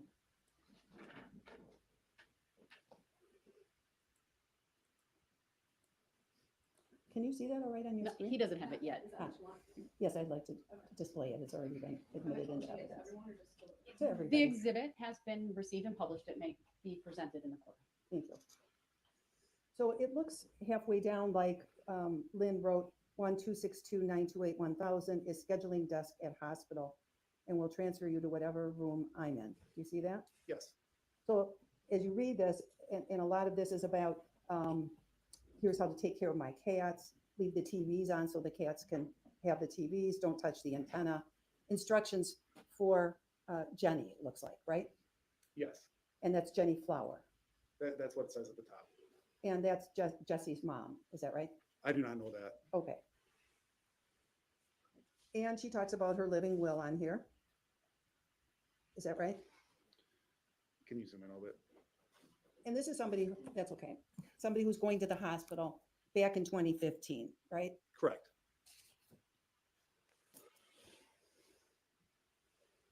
Did you take the picture at the scene of the checkbook register with notes on it? I don't believe so. Did you take a picture of the Lynn's driver's license? No.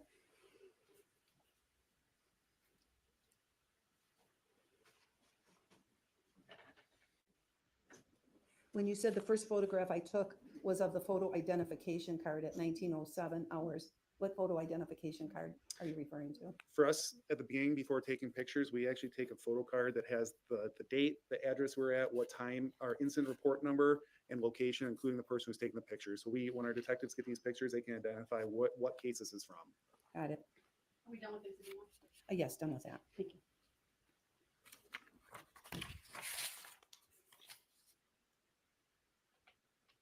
Did you make a list of drugs that were found at the scene? I personally do not.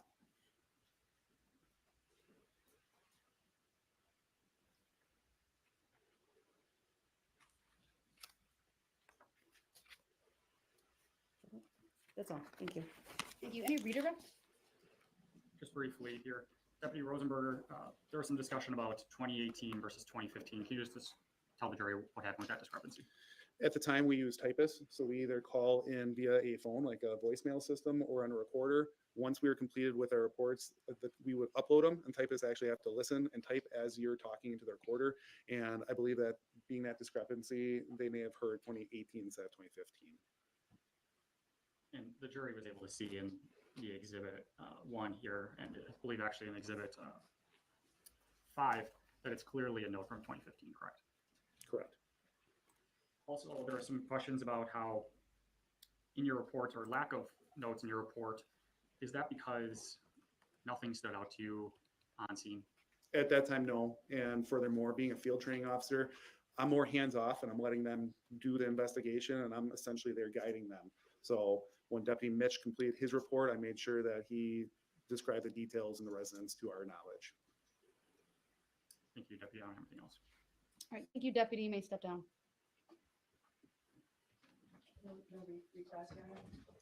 No.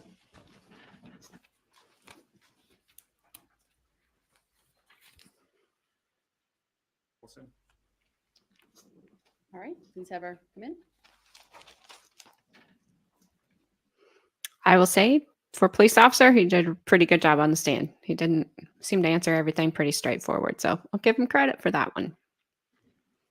Good afternoon, Ms. Michelson. If you would please make your way to the witness stand. It's all the way to the front of the courtroom to my right. It is up a riser. When you get there, please remain standing, raise your right hand, and my clerk, Teresa, who's on the left, will swear you in. Oh, sorry. Do you solemnly swear that the testimony you're about to give shall be the truth, the whole truth, and nothing but the truth, so help you God? I do. Please have a seat. The first thing I will ask you to do is to state your first and last names for the record and spell each. Kelsey Michelson, KelseyMichalsen. Thank you. Go ahead. Attorney Crawford, is this still your witness? Yes. Go Your ahead. Honor, I apologize. Just briefly, I'd be asking that Deputy Rosenberger be released from the subpoena. Is he under any defense subpoena? Attorney Cooper? No, he's not. All right, he may be released. Thank you. All right, Ms. Michelson, can you just tell me what you do right now for a job? I currently work as a tech in the ER at Freighter Hospital. Additionally, do you have any experience in law enforcement? Yes, I've been a law enforcement officer since May of 2018. Are you still employed in a law enforcement capacity at all? Yes, I work part-time at the Village of Pewaukee Police Department. In what sense? I'm a boat patrol officer there. All right. So I believe you said May of 2018 is your extent of law enforcement experience? Correct. All right. Can you just tell the jury the training that you received to become a law enforcement officer? I have a 2-year associate's degree that I received in 2018 as well. Additionally, I had 720 hours of the Law Enforcement Academy, which I graduated in May of 2018. I had additional training in my job as a law enforcement officer as well. Were you employed with the Waukesha County Sheriff's Department in October of 2018? I was. All right. So I think you said you had finished up your training and the academy and all that in May. So you'd been on the job for about 5 months or so. Is that fair? Correct, and I was off field training at that point as well. On October 3rd, 2018, were you dispatched to a residence in the Village of Pewaukee for a death investigation? I was. It was an assist EMS. Okay. What was your role in that investigation? I received a witness statement from Jessy Kurczeweski on that case. Okay. Do you see that individual who you identified as Jessy Kurczeweski in court here today? I wouldn't be able to identify her. It's been 5 years, obviously. So, Hold on. Is that a yes? I would say no. Well, you shook your head yes, though, when you were Oh, I acknowledging. his apologize. Do you agree that you shook your head yes when he asked you if you would not be able to identify her? She's like, what? Sorry, it's my job to make sure if someone. nods I've their never head, seen anybody Shoulders or says, say, no, make sure the I record can't reflects that. identify them. Thank you. Give her credit for being honest. so you had stated that your role on scene here was to get a statement from this Jessy Kurczeweski individual, correct? Correct. All right. So in part of getting her statement, did she provide a written statement to you or was it verbal? It was both. Okay. Can you just tell me what you recall about that statement that she gave you? Yeah, so when we get a statement from witnesses on a scene of a death investigation, we go over the last 24 hours that they had with the victim. From what I remember with Jessy's statement, she stated that she last saw her around 10 a.m. that day when she left to go run some errands. From what I knew, Jessy was the caretaker of the individual that we were on scene with. She saw her that morning, tried to feed her some breakfast. She wasn't willing to eat. She tried to change her. She usually sits on a Chuck's pad, like collect any urine that might go on. She wanted to be left alone. Sounded like the individual that had died that day was kind of becoming more increasingly sick as the past couple of days went on, over the past year even. And Jessy really mentioned that she just felt that like the victim, or not the victim, the person who had died was starting to decline pretty fast. She wouldn't take her meds the night before. And Jessy also noticed that some of the pills had gone missing. I didn't clarify if she counted each pill every time she gave him, but Jessy was the person who would usually give the person who died her pills. So you said you took both oral statement as well as a written statement, correct? Correct. So a written statement, was that part of this case? Did you turn that into property or anything like that? Oh, I'm sorry, can you repeat? So, yeah, it was probably a bad question. When you took her written statement, Jessy Kurczeweski's written statement, did you submit that to this case for this investigation? I did. Okay. And did you have a chance to review that written statement before court today? I did. And was that written statement a true and accurate copy of the written statement that you took from Ms. Kurczeweski on October 3rd, 2018? It was. Okay. I believe that is actually marked Exhibit 6.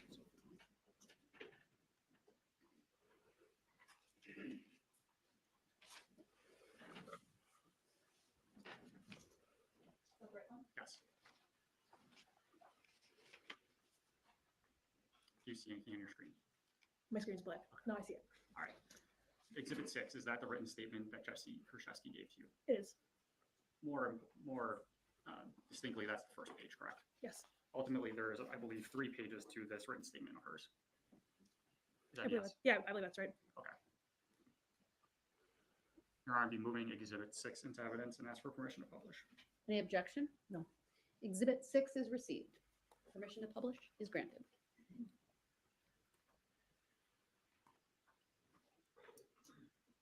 So, Ms. Michelson, as part of this written statement, I believe you had talked about earlier, you believe that she left the residence around 10 o'clock.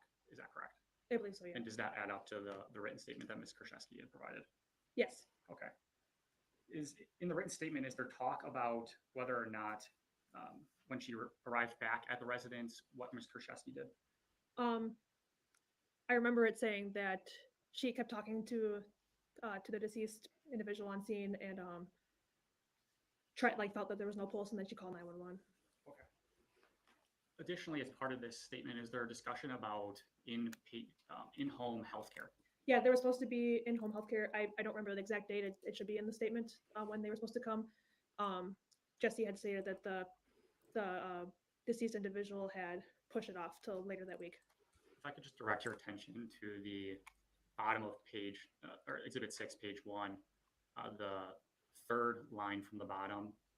I believe that discusses it. Can you just read out that sentence to the jury? Yeah. She was to have home health care come Monday this week, and she pushed them back to Friday.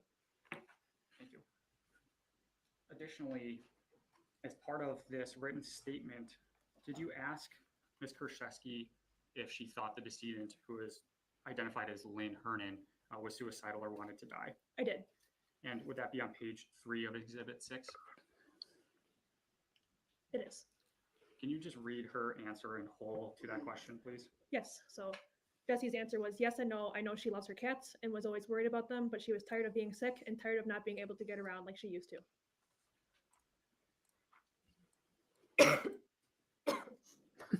That was not me.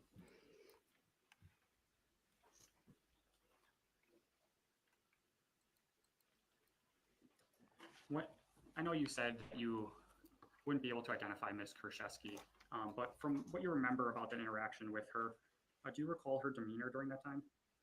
Yeah, I don't recall her being like extremely upset or anything. Isn't super abnormal in a death investigation either. It's not out of the ordinary, I should say, from what I've seen.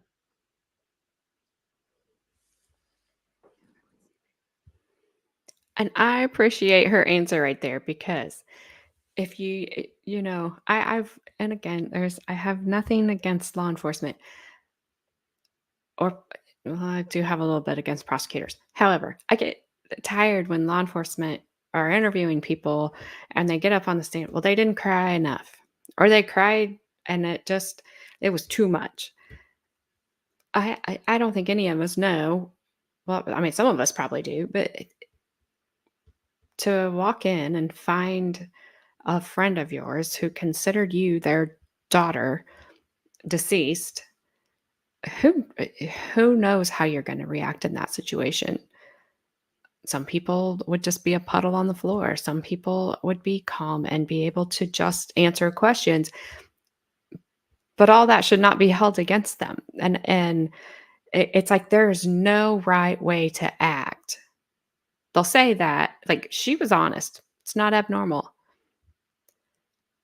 Prosecutor probably didn't like that answer, but there's no right way to act. Nobody reacts the same, and you can't put everybody in a box on what to expect. So I that just feels it's like it's such a trap to me, and they're just it's kind of like they're just looking if it's you or if they think it's you, they're going to fit that in. They're going to make that your reaction is going to work for them on why they think it's you. Just my opinion. Again, I have nothing against law enforcement. I know it's training. I get all that. But I don't have to agree with it, and I don't. I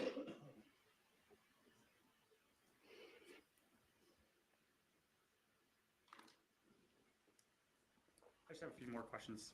Ms. Michelson, do you recall what Ms. Kurczeweski was wearing at the time? I don't recall. And additionally, I'm going to have to take us back to actually page 1 of Exhibit 6. I'm going to have you, can you just read into the record the sentence after I had errands to run, I left around 10-ish, right around the middle of the page. Yep.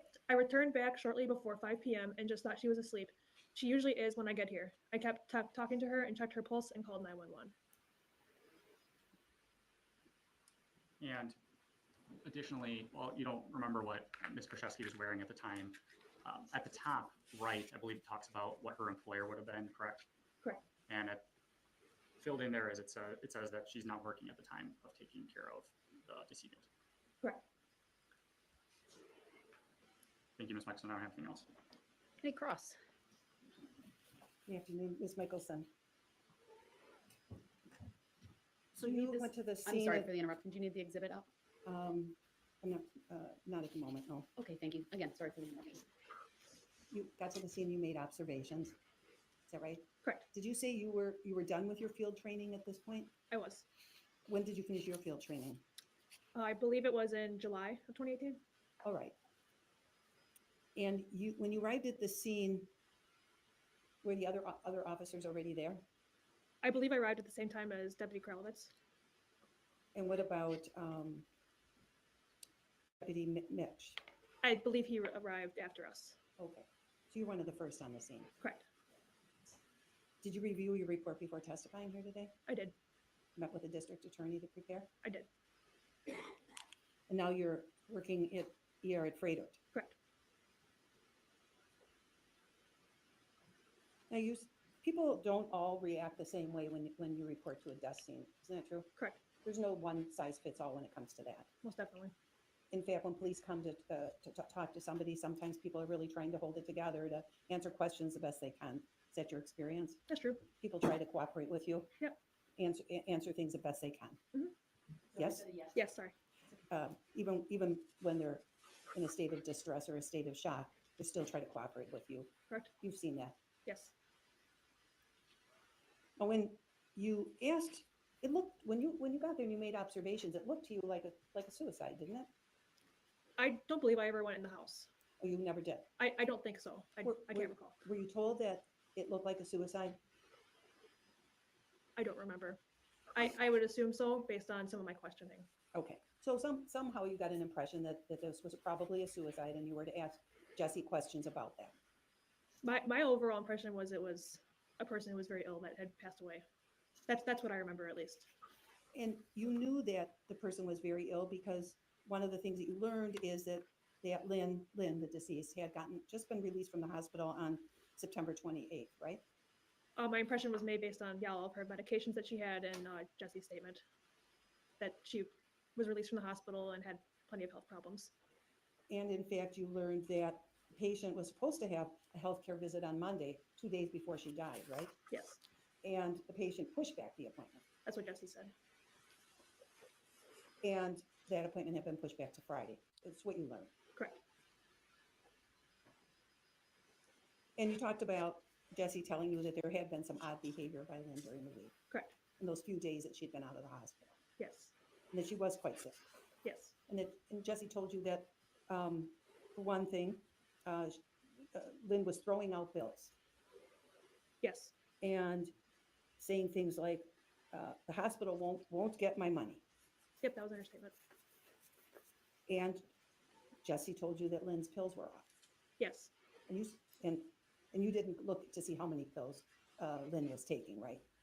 No, that was Deputy Mix's job in that case, I believe. And she told, and you learned through Jesse that Lynn didn't want to go into a nursing home. Correct. And she was constantly worried about having to leave her home because of being sick, That's what Jesse said. and worried that she was going to have to go in some kind of a facility. Correct. And you learned that Lynn was tired of being sick and tired of not being able to get around like she used to. That's what Jesse had said. And that's what you're here to testify to today, right? Yeah, what Jesse had said to me, yes. All the things that you testified to for the state were things you learned from Jesse too, right? Correct. Yeah. Okay. And you asked Jesse, do you think Lynn was suicidal? That's one of the things you asked her. Yep. And she said yes and no. Yes. She didn't say, absolutely, this woman was suicidal. This is a suicide. She didn't do that. She did not do that, no.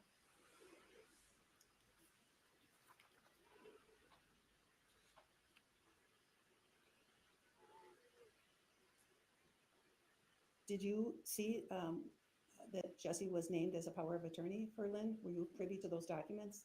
I didn't see the specific documents. I know that Jesse did tell me she was a power of attorney or was listed as one. As part of your role, did you ever go and check the garbage cans or anything in the house? I don't think I ever went in the house. Did you maintain the log outside of who was coming in and out? I don't remember if I did or not. Isn't it true that when you saw Jessie outside before you started to talk to her, that she was sitting outside crying? I don't remember that. Weren't you consoling her? I don't remember that either. So your memory's really pretty vague from this day? I would say so, yes. This case didn't stand out particularly high to me, I guess, and stuff. It was somewhat of a normal workday. Thank you. Any redirect? I believe there were some questions about your knowledge of what happened inside the residence. I just want to confirm, from your report or what you recall, do you have any knowledge of any pills inside the residence? I do know there was pills inside, yes. Okay. And did you have any specific knowledge of how many pills or what kind of pills were inside the residence? I specifically remember that Deputy Mix spent a lot of. Object beyond the scope of my cross. That's the specific pills.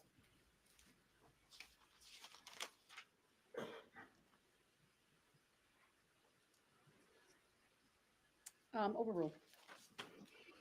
You can You may answer. Okay. Can you ask the question again, please? So you're talking about how you had knowledge roughly that there was pills inside the residence.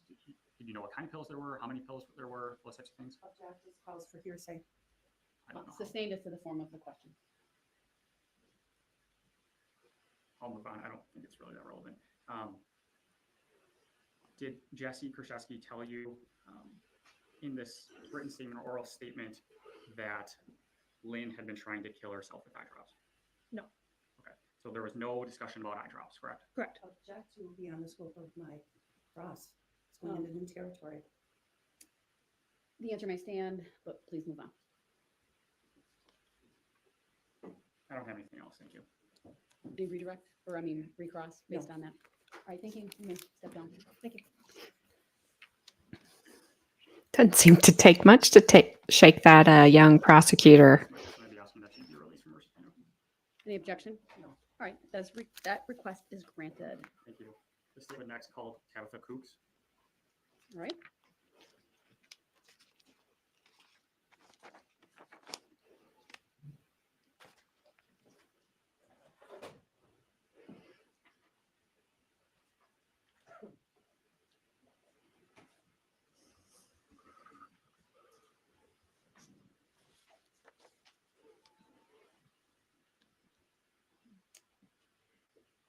Good afternoon, Ms. Kooks. If you would please make your way to the witness stand, which is all the way to the front of the courtroom. It is up a riser.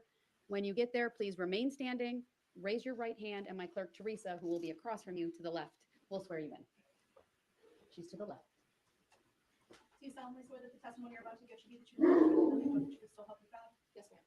Thank you. Please have a seat. First thing I will ask you to do is to state your first and last names for the record and spell each. Tabitha Kukas, Tabitha. Kukas, K as in King, U as in Union, K as in King, E as in Edward, S as in Sam. Thank you for correcting how we said your name. My apologies. Go ahead, your witness. Thank you. Ms. Kukas, were you previously employed as a deputy medical examiner here in Waukesha County? That's correct. And how long did you work in that capacity? From February 2015 until November or December of 2021, I believe. It was almost 7 years. As a deputy medical examiner, can you just explain to the jury what goes along with that? Absolutely. So, deputy medical examiner in the state of, or in the county of Waukesha, essentially we have to be the eyes and ears for the medical examiner. Due to the volume of deaths in the county, it's impossible for the pathologist to individually attend each death. So it was our job to triage those cases on what could be released under natural circumstances and what needed further investigation. These cases might come in as phone calls from a hospital or a nursing facility. It would be a death attended by medical personnel, and we could answer questions from the nurses and doctors.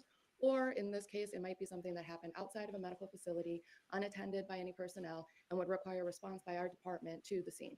These were what we would call scene deaths. We would go to the scene, we would interview anyone that was there. This included law enforcement, paramedics, witnesses, family, friends, those who found the decedent. We would collect evidence, we would document circumstances surrounding the death, we would do a body examination, and we would legally pronounce the death. Then we would determine whether or not this particular death required additional investigation by the pathologist, and if so, we would bring that decedent with us back to the office. We remain custody of the decedent, and then they would often have either an external exam or an autopsy with toxicology testing at the discretion of the pathologist. A lot going on there, it's fair to say. Did you have to undergo any training or education to become a deputy medical examiner? Yeah, it varies from county to county on what they require. For me personally, I have an undergraduate degree in anthropology and archaeology. I have my master's degree in biological anthropology, which had additional training in death investigation and genocide. And then I also completed a training course at St. Louis University in medical legal death investigation. Additionally, after being hired at Waukesha County, we underwent yearly ongoing education training, conferences, and of course, there's on-the-job training that you receive. As part of being a deputy medical examiner, I think you might have touched on it, but I want to really emphasize this here. You're involved in death scene investigations, correct? Correct. Okay. So in those investigations in death scenes over the time of your about 6 or so years that you were a deputy medical examiner, about how many death scenes did you process? Through my entire career, I'd say over 600 were scenes, over 1,300 death cases overall. As part of those death scenes, and I think you might touch on it, but again, I want to highlight these things. What sorts of objects or things are you looking for at these scenes? Sure. So obviously we're looking at the decedent themselves. We're looking at body position. We're looking at things like rigor, which is how stiff the body is. And we're looking at things like lividity, which is the blood pooling after death. That's just an effect of gravity, but we can use these things to determine whether or not the person is in the position that they died in or could have been moved afterwards. We're looking for evidence of medical history, the medications that are on scene, any paperwork. We're also looking at circumstantial evidence that's both surrounding the decedent themselves, but also in their home. Everybody lives differently, but we see a lot of patterns that present over time. So there are indicators of whether or not someone's an alcoholic, whether or not they take care of themselves. Are they home a lot? Do they hardly leave their home? We're using all of these things, I guess, to understand their life and what they may have been going through at the time of their death.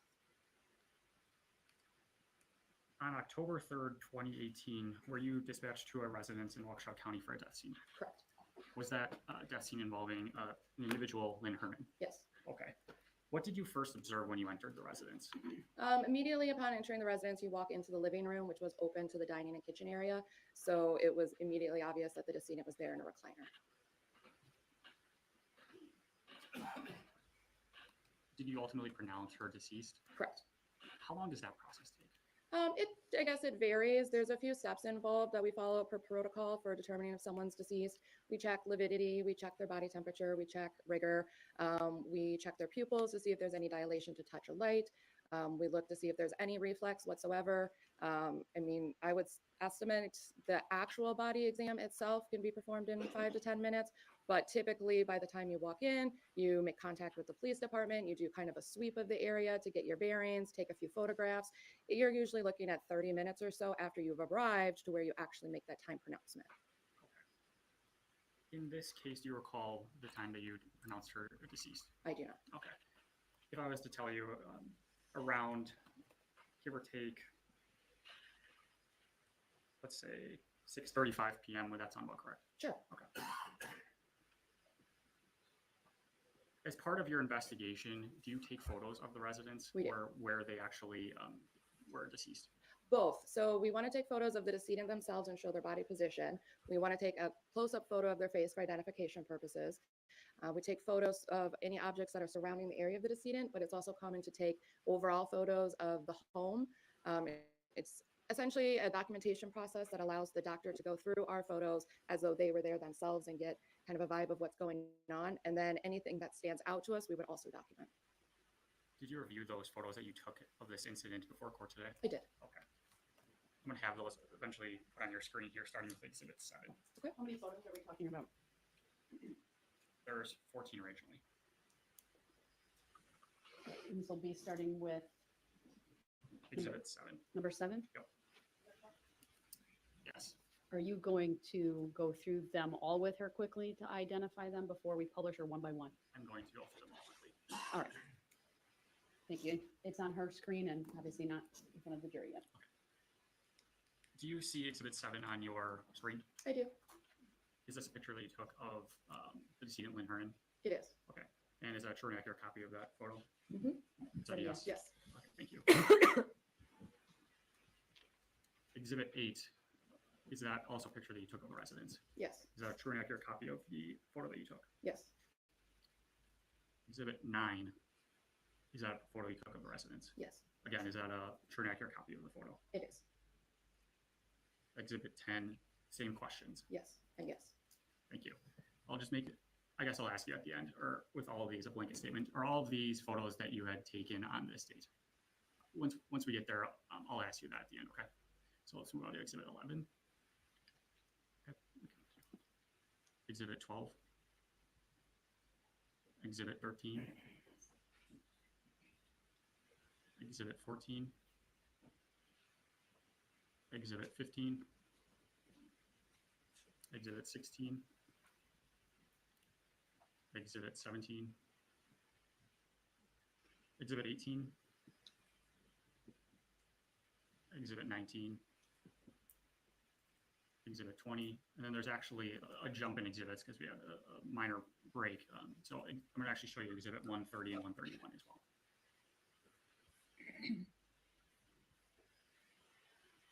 So again, all blanket questions for these. These are all pictures that you took, correct? Yes. And are those true and accurate copies of those pictures? Yes.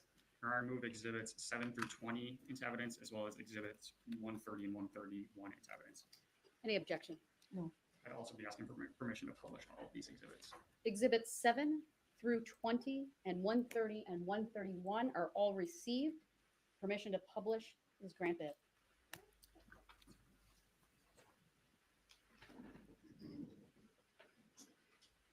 So here's exhibit 7 on the screen. Again, this is just a picture of this deceased Lynn Hernan, correct? Correct. Exhibit 8, what are we looking at here? We're looking at the front door there and the rest of the room. What are you looking for in these types of pictures? I wouldn't say there's always something specific we're looking for. We're kind of trying to just give a profile of what the room looked like.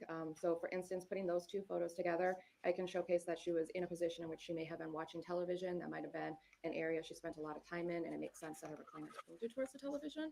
She also has view of the front door, but I wouldn't say this particular photo is trying to say anything specifically so much as just to showcase the room. Thank you. Exhibit 9. Is that what Exhibit 9 is as well, just trying to showcase the whole residence here? Correct. Okay. Exhibit 10, what are we looking at in this exhibit? This is a close-up of an area near her. I'm showcasing that she has multiple medication bottles that are within arm's reach. She clearly smokes. She has an inhaler. She has got items such as pre-moistened towelettes near her. So that can be indicative that someone's spending a lot of time in that particular chair or that particular part of their house because they have daily living things near them. I'm also showing that she has multiple medications that are kind of scattered on her carpet. There's some disorganization going on. There's a spoon out of place. I'm kind of just showcasing how she lived. Exhibit 11 here, what are we looking at? This is a close-up of the medication bottles that were directly to her left. I'm trying to showcase the names that are on the medications as well as that her name is on each medication. What are we looking at here in Exhibit 12? Same thing, this is to the right of the decedent. So I'm showing that there's additional medications that are present, some without their caps on, water bottles, just kind of showing what is within arm's reach or what's near her. Is this a close-up of that same table? It is. And just for the record, I'm referencing Exhibit 13. In Exhibit 14, what are we looking at here? This is a close-up of her face and as well as the unknown residue that's on her chest. You said earlier that you did this for about 6 years or so. Is anything strike you as out of the ordinary with this picture? The residue on her chest, absolutely. Why? That's not something I had seen previously. It's not, regardless of what the residue is, whether it's an illicit substance or a prescription medication, that's not an appropriate way to take any medication. There's a lot of large pieces as well as crushed residue. It's difficult to tell from this picture, but I believe the next slide shows a close-up of her mouth in which you can see there's a piece still in the corner of her mouth. So this to me is indicative that at the very least she's taking her medications inappropriately. Even if it's something that you're prescribed, taking a medication inappropriately can cause an intoxication. So anytime we see a unknown residue or unknown substance or improper use of anything, that's a red flag for intoxication and unnatural death.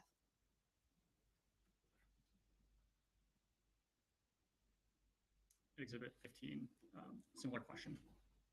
Same thing, just a different angle. This picture shows a little bit better that there is part of a tablet that's still in her mouth, and then just a different angle or different showcase of the residue.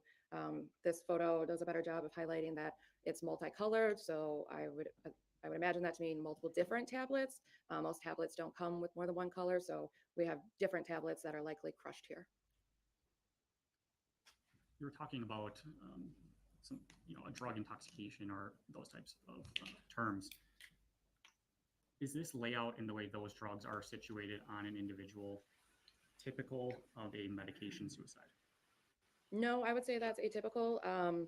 Usually when people overdose on their medications, they still swallow them. I have had cases where people were snorting particular medications to get that effect faster. But I would imagine most of us would have a very difficult time trying to snort off of our own chest. So that doesn't really explain that for me. There's also some very large pieces there that would be difficult to snort. So, and with the piece in her mouth, then it looks more like she's eating them. And I don't have an explanation for why, if she was eating them, so much would be on her chest.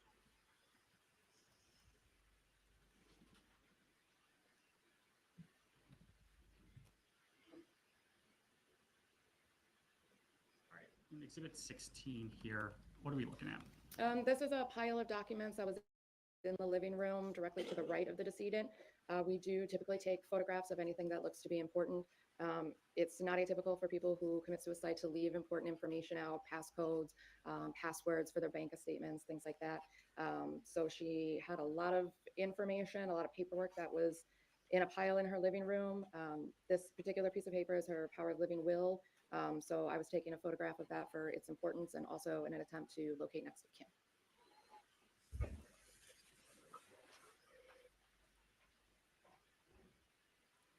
And Exhibit 17, what are we looking at here? It looks like I pulled that piece of paper out and then took a full photograph. I mean, originally, the first photograph is finding it in situ, and then this photograph is taking an entire photo of the piece of paper.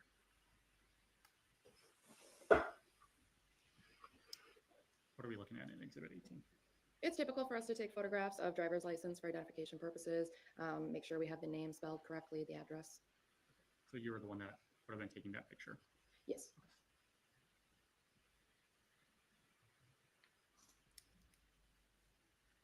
Exhibit 19, what is this photo?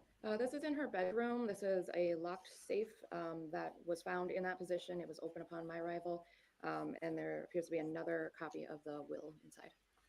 Do you recall if there was anything else notable in her bedroom? Not that I recall.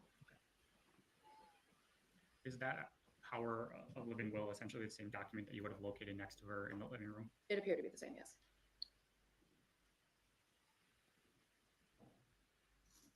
Exhibit 20, what are we looking at here? We typically document valuables, so I'm just taking a photograph of the jewelry that she's wearing. Why do you do that? For evidence purposes, that way if, say, she goes to the funeral home and family comes forward and says they're missing a giant sapphire ring, I can go back to my photographs and show that she wasn't wearing that particular piece of jewelry upon my taking custody of her. So it's basically just a trail of evidence for anything that might be deemed valuable. So when the MD's office takes her body, her jewelry stays with her, correct? Yes, anything that's on her is going to come with her to the medical examiner's office. Okay. Thank you. 130, I believe, is that just a kind of opposite of Yep, just spectrum of yeah, the previous another photo? view showcasing the various pills and capsules that are on the floor. Saltine crackers can be indicative that someone's not feeling well, just showcasing what's near her. And lastly, 131. What are we looking at in this picture? I presume that is where she crushed whatever was on her chest. It's a plate with medication like that's the cap to a medication bottle. And this appears to be an unknown powdery substance left behind on a plate. Okay. When you went throughout the residence, did you go into the garage? Do you recall? I don't recall going into the garage. Okay. There's obviously the pill bottles from one of the earlier exhibits. Mhm. Did you take inventory of the medication that was found in the pill bottles? Once I took them back to the medical examiner's office, I did. Why is that helpful? That's our protocol. It can show things like whether or not they're taking their medication appropriately. You know, if not as many pills are in the bottle as should be. If there's too many in the bottle, then we're not taking our prescription medication. For her in particular, I recall some of those bottles being rather outdated. So she had a collection of medications that would not have correlated to the month of her death. So that could be indicative that she's saving her medications. It could be indicative that she didn't take them appropriately. It could be indicative that she's been living in a state where she's been primarily on that recliner and in that living room ill for some time. And again, is this inventory of that medication, is that important to your office in determining the cause and manner of death? That could be viewed either way. On the one hand, no, because all that really matters is what the toxicology shows. All that really matters is what's in the decedent's bloodstream at the time of death, not necessarily what's there. And on the other hand, sometimes we take that medication back and we find another doctor's name that we can use to track down additional medical history, or it helps us, answer questions. The family might come back and ask us, is she taking her medications? Should we have made her take her medications? And the counts might help us answer those questions. So I think it's important for the overall investigation, but not necessarily important for cause and manner of death.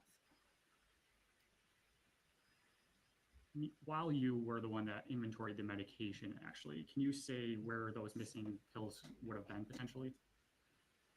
What do you, I don't know. So if she doesn't have the correct amount of prescription drug in the bottle, would you be able to say where those pills are? No, and she could have, no. I kind of want to go back a little bit to Exhibit 131. So you're under the assumption that this is a crushed medication, correct? It appears to be some sort of crushed unknown substance. Do you know how that medication or substance got crushed? You can answer that. I could theorize, but no, I don't know for certain. There was an explanation that was given to me by. It's going to call for hearsay. The original question was answered, so I'll sustain the objection as being narrative, and you may ask your next question. Thank you. As part of taking inventory, though, of medications, we're going to kind of jump back to that. Does the medical examiner's office have that in their file? Yes. Okay. And did you review that property or inventory before court today? Yes. Are you done with the photos? Yes. And I believe those are marked as exhibits 21 and 22.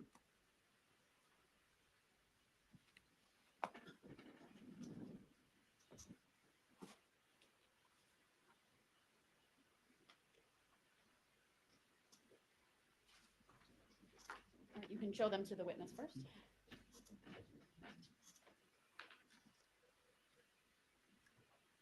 Showing you exhibit 21. Can you just describe that? It's not up in our screen just sorry. yet. There's a delay sometimes.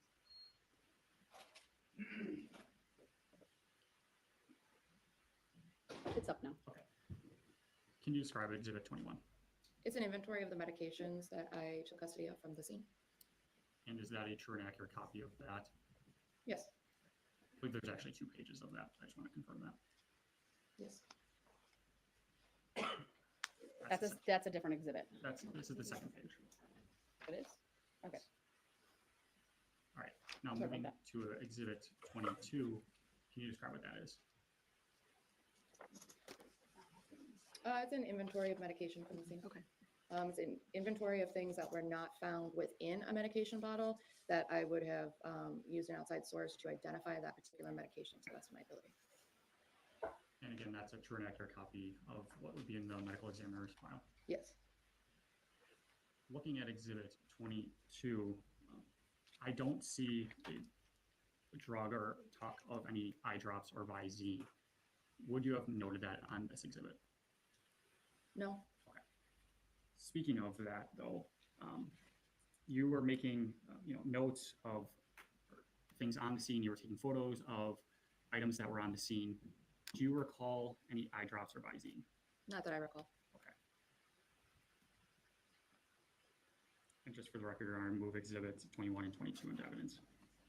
Any objection? No. Exhibits 21 and 22 are received. Moving forward in this investigation, did you have any contact with a Jessy Kurczeweski? Via phone. Okay, when did that take place? The night of the death, after I returned back to the medical examiner's office, I did reach out to her. So you didn't make any contact with Ms. Kurczeweski on scene. She was no longer present. Did that strike you as odd? Yes. Sustained. I'll strike the answer. Lack of foundation. Again, maybe she didn't want to stick around because her friend was dead and she was distraught. Whether she showed it or not, it's human behavior. It's all odd to somebody. So I don't know. Who's to say? Was it odd? Was it not? I don't know. And neither do they.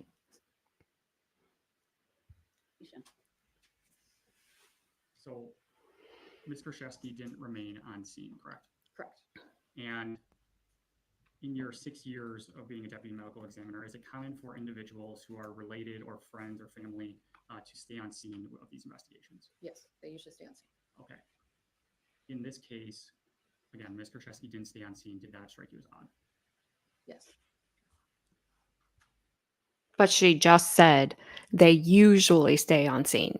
And maybe I read too much into that, but I just listened to everything because I guarantee you she can't say always they stay on scene. Because I guarantee they don't. So I don't know. Was it odd? Was it not? I have no idea. What percentage of your people stay on scene? Is it 90%? So that makes her 10%. So that 10% is odd? Maybe. But for me, it's just not that cut and dry. Maybe Jessy just wanted out of there because she just didn't want to be there anymore. Or maybe she wanted out of there because, she put some Visine in some water and killed her.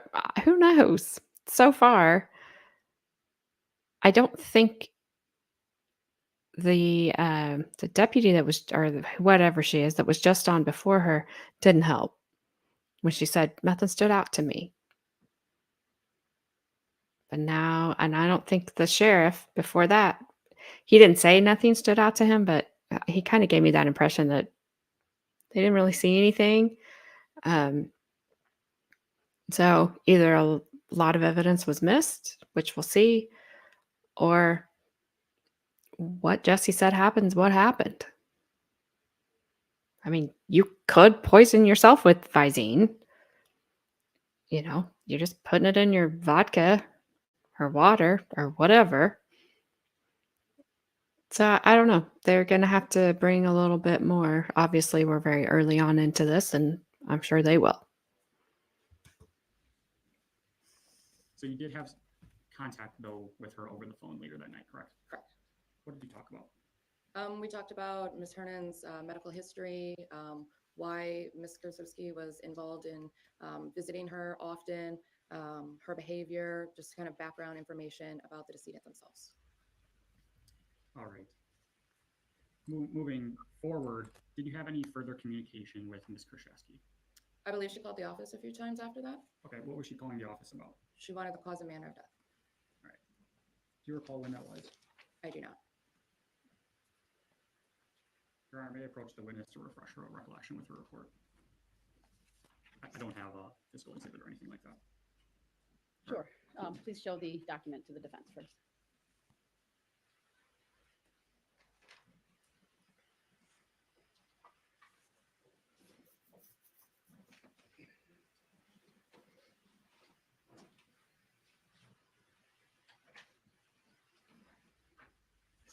And I can't necessarily say this is odd behavior because I probably wouldn't do it. But just because For the record, it's actually the case call log, not her investigative. I wouldn't do it doesn't Please make it sure you have odd. for identification purposes. Ms. Kurczeweski, can you read out to the jury? Hold on, you need to establish she knows what that is. Okay, apologize. Do you recall looking at this case call log before court today? Hold on, let me tell you how to do your job, said Judge Doro. Again, I'll get that marked as an exhibit later, but you would have inputted that information in there, correct? Yes. Okay. I want you to read off to the jury in terms of the call log, the second call log down from the top. Can refresh your recollection Apologize. and answer the question. Sustained. If you could just review that document and then we can go from there. I recall Okay. this. So what was the topic of Hold that? on, just turn it over. I want her to testify from her memory, not the document at this point. So what was talked about in the conversations with Mr. Chesney? The follow-up conversations, we discussed that there was no cause or manner of death yet determined. Toxicology results had not come back yet, so I didn't have anything to share. Our office was also reached out to by John Fryett, if I'm pronouncing his name correctly, who self-identified. Just going to call for hearsay. Sustained. If you could just continue without talking about Mr. Fryett, please. Okay.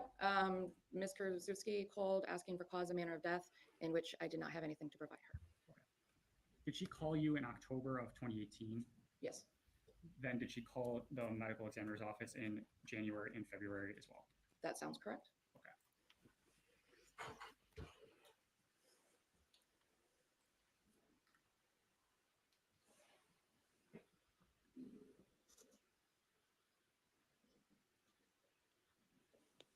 Anything else? Thank you. All right, before cross, please go ahead and mark that exhibit, just for identification purposes.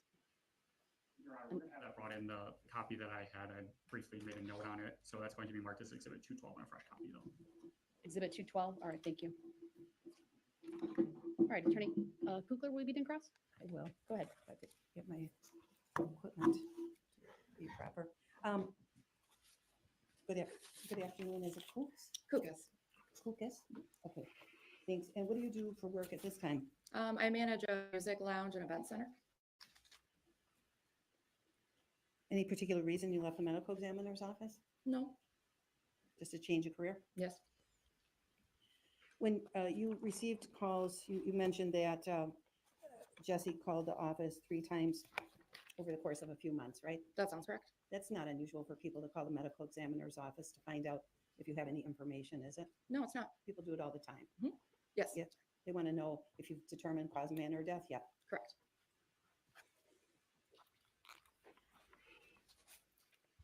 You went to the scene of Lynn's death Yes. and you made observations at the scene. Yes. And you collected evidence Yes. and you took photographs. Yes. And then you also asked a police officer or a deputy sheriff to also take photographs? I would not request that of the police department. They would do that on their own. So you didn't do that here? You didn't ask them to take photographs? No, I don't recall asking them to perform any particular duties. And that's not, because that's not something you would do. If you wanted a photograph, you take it yourself. Correct. And that's what you did here? Yes. Okay. And anything that you thought was significant, you took a photograph of? Yes. And anything that you thought was, should be gathered for evidence for your purposes, cause of manner of death, you took those things? If it fell within our jurisdiction, yes, For example, the medications, you gathered all those up? I did. And those were medications we saw on the tables to Lynn's right and to her left, is that right? Yes. And also medications you found on the floor? Yes. And did you go gather medications from her medicine chest?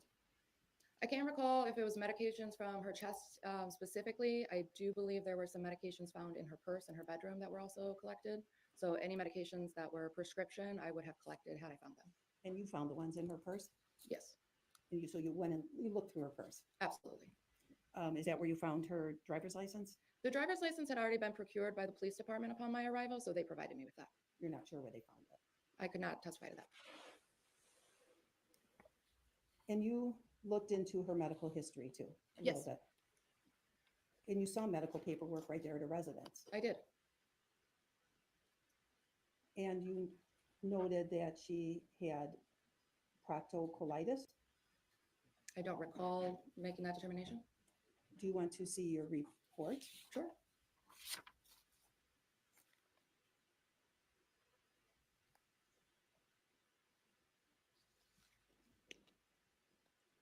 I'll bring up what's we've marked as Exhibit 525. I'm sorry, what was the number? I think it's 525. Yes, 525, Your Honor. Thank you.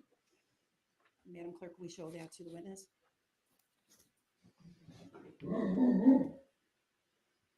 It takes a moment, so be patient. It's up now. All right. So I'm showing you, you see it's marked 525. You see the sticker on there at the bottom? Mhm. Is that yes? Yes, And is this your report? it is. All right, I'm moving down to page 2. You have a subject, or I see your signature at the bottom of page 2. Is that your signature? That is. And I see on here confidential medical history. Did you input that information? I did. And so when you looked at her, does this refresh your recollection? Yes, it looks like a list of diagnoses that her paperwork indicated. So what diagnoses did you observe for Ms. Hernan? None of those diagnoses would have been observable in her deceased state. Fair enough. What did you observe paperwork to show? What did you read on paperwork for diagnosis for Lynn Hernan? The list of diagnoses that I have listed here would have been gathered from her medical paperwork. Sure. Can you tell the jury what they are? Listing off proctocolitis, hypertension, acute kidney failure, nausea with vomiting, hypercalcemia, hyponatremia, abdominal pain, elevated liver function, metabolic acidosis, urinary retention, sinus tachycardia, Clostridium difficile, and renal failure. And then there was also a note in her paperwork, wasn't there, about a palliative care encounter? There was. And when somebody is talking to somebody from palliative care, that's end-of-life care. It's the stage right before that, yes. When somebody is possibly going to go into hospice. Yes. Do you recall what the paperwork was specifically that you read about the palliative care? I believe it was a discharge summary perhaps from her last hospital visit.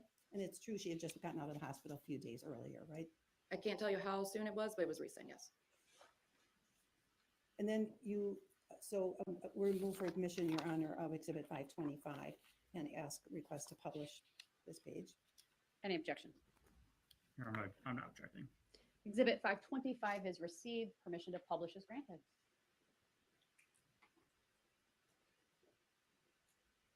Takes a minute for things to pop up on screens. Here we go. Is it in the jury box yet? There's a little bit of a delay sometimes with that. Someone give me a thumbs up when you get it in the jury box as well.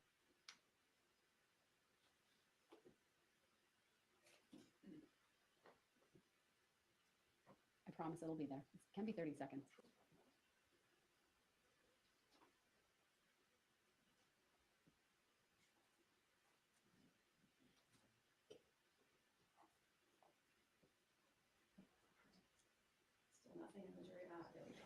Thank you. All right. Lots of thumbs up. Thank you. All right, so this is what you were reading from, is that right? Correct. And it lists the paperwork, the medical diagnosis for Lynn that you observed on paperwork. Yes. Also lists the medications that you collected from the residents, true? Yes. Are you familiar with the purposes or side effects and things like that for medications, generally speaking? Generally, For example, you listed alprazolam. Is that the first one you listed? it appears to be. Okay, well, you're looking at it, aren't you? Yes, that's the first one I listed. All right, And and that's a sedative, isn't it? I believe that's one. that is Xanax. That's the generic name for Xanax. Of the side effects it can have, yes. Isn't that why people are given it, for anxiety?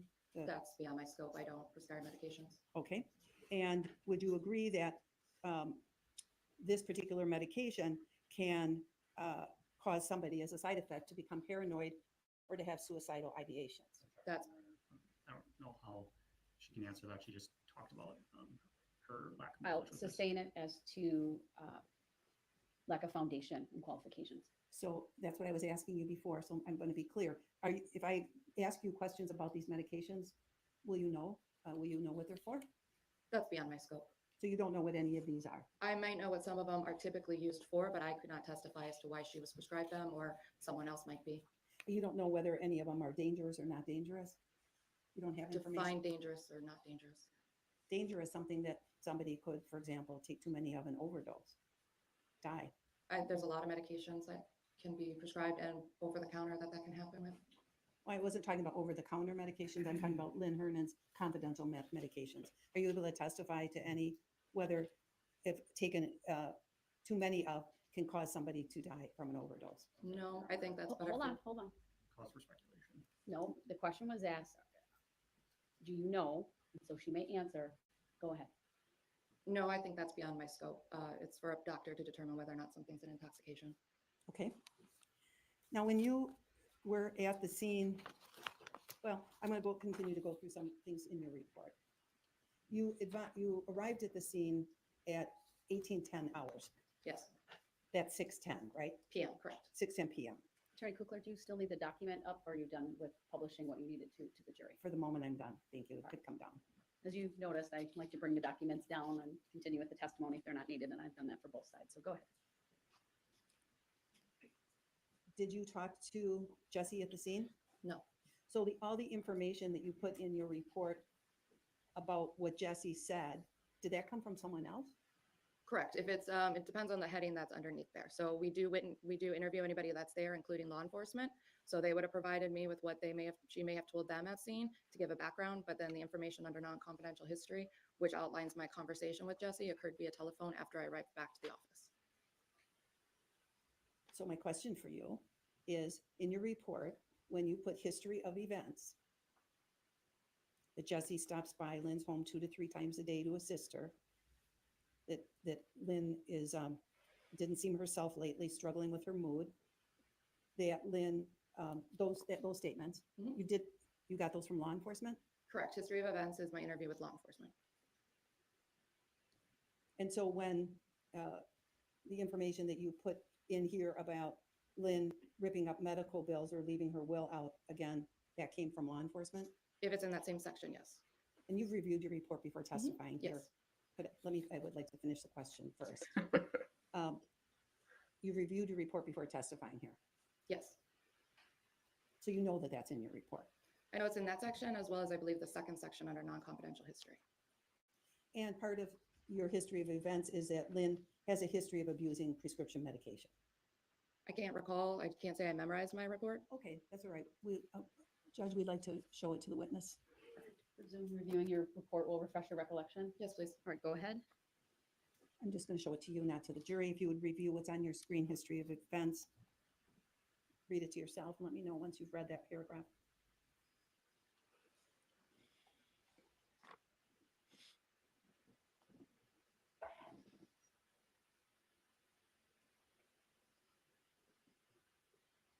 Take that down from the witness. Did that refresh your recollection? It did. So is it accurate that you have in your report that Lynn has a history of abusing prescription medications? That was information that the police gave me. I asked you if that's in your report. It is in my report. And in your report, did you also indicate that she, meaning Lynn, crushes her pills due to issue swallowing? Yes, That Lynn has been unwell for several years? yes, That doctors have been unable to diagnose her with a definitive illness? correct. And that when Jessy was asked by police if she thought Lynn was suicidal, she was unsure? Correct. You indicated in your report that it was a tidy, clean condo that Yeah. Lynn lived in. Yes, How many bedrooms in that condo? I believe there was one bedroom. How many bathrooms? I believe there was one bathroom. And you said, I think, that you went in the bedroom because that's where you found the prescription in Lynn's purse, Correct. or some prescriptions. Yes, How many were in her purse? I don't recall. Do you know which ones specifically you found in her purse? I do not. Is there any way we can look at the medication log and determine which were in her purse and which were somewhere else? It may say in the log where I found them specifically, but that would be the only indication. Okay. And the observations you made at the scene were that there were 3 tables to Lynn's left cluttered with multiple prescription medications. Yes, And I'm going to bring up, I'd like to show the photographs to the witness that have already been admitted into evidence.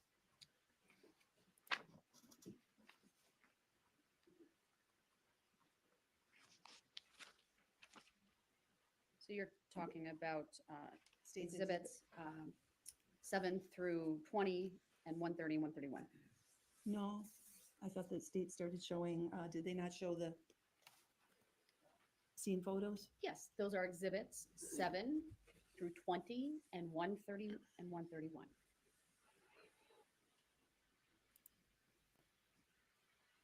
I see. Okay, well then, I will start there. Thank you, Judge. Sure. Okay, Would you like to publish while you're doing I this? as would. well? I'd like to show them to the jury and talk about each photo with the witness. Go ahead. So I am showing you what's marked and previously admitted as Exhibit 7. Do you have that in front of you? I do.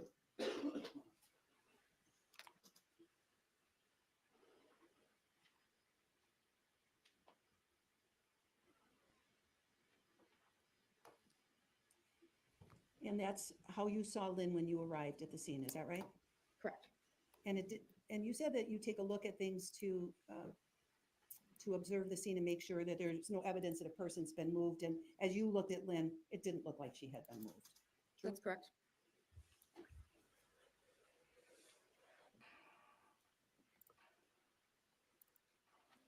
And that's the TV, and you just wanted us to see that because you wanted to see that she was facing the TV and she could also see who was coming in and out of the condominium, is that right? That's fair to say. And I wish I could do this easier. If you want to have us stop publishing for a moment, you could open each of them up and then click from one to the next. Oh, I see. Would you like to do that? How do I do that? Open each one in, I think you're in Adobe, and then click the tabs on top. Okay. Why we'll don't do we that. we'll stop publishing for a moment. What do I do? So you know how you were going back to the Yes. file? Yes.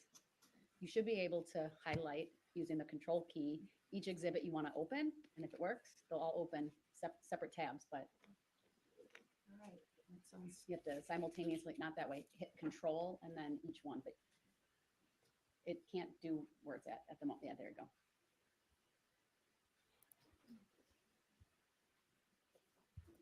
well, I won't be able to do that apparently, so we'll just keep doing it the way I'm doing it.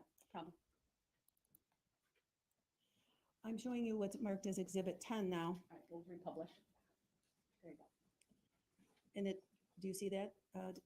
Yep, it's on my screen now. Okay, great. And there we can see some pills on the floor, is that right? Yes. Some that seem to have spilled out of bottles, right? Yes, perhaps. Or I can't testify to how they got there, but there are capsules and tablets on the floor. and we can see an open prescription bottle on the floor too, can't we? Yep. It's missing the lid. It is. And we see an ashtray with one finished cigarette and one ready to go, or maybe was just smoked for a minute. Appears so, yes.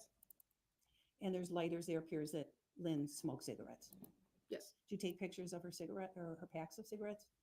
I don't believe I did.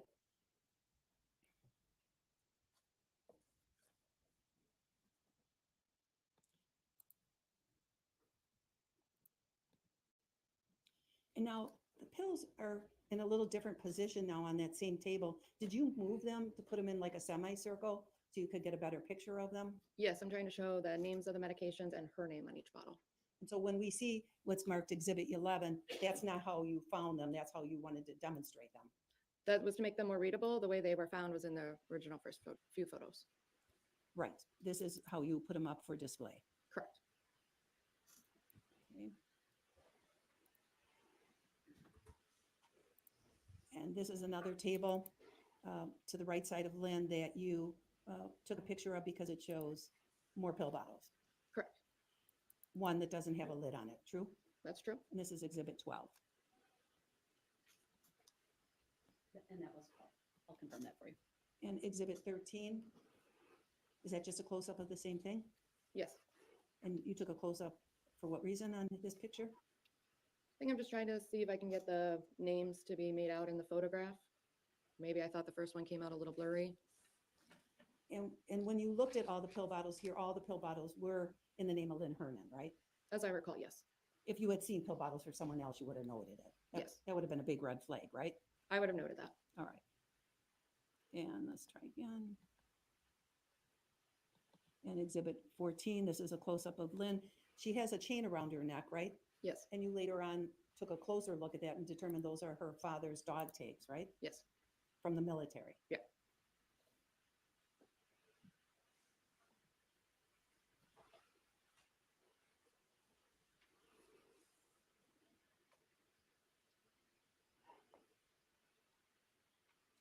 Which one has that? Oh, imagine how long this would take if I didn't have it sped up. I'm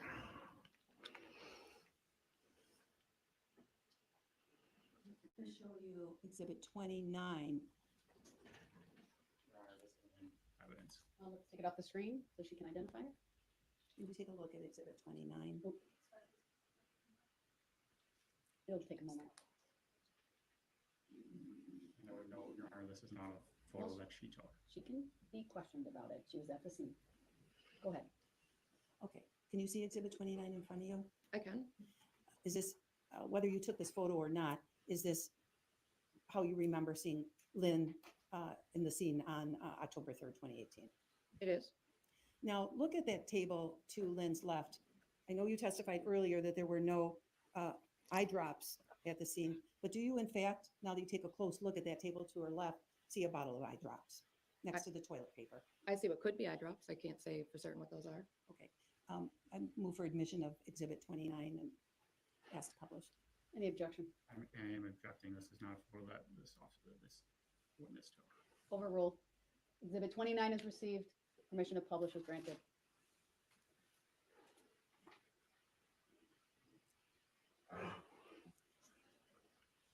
Can everybody see Exhibit 29 now? No? Okay.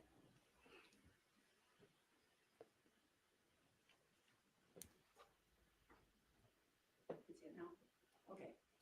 And so this is how you remember the scene. Now that you look at this, this is accurate. It appears. And you didn't make a note of the drops, whatever those drops were, anywhere in your report, true? That's true. And would it be fair to say that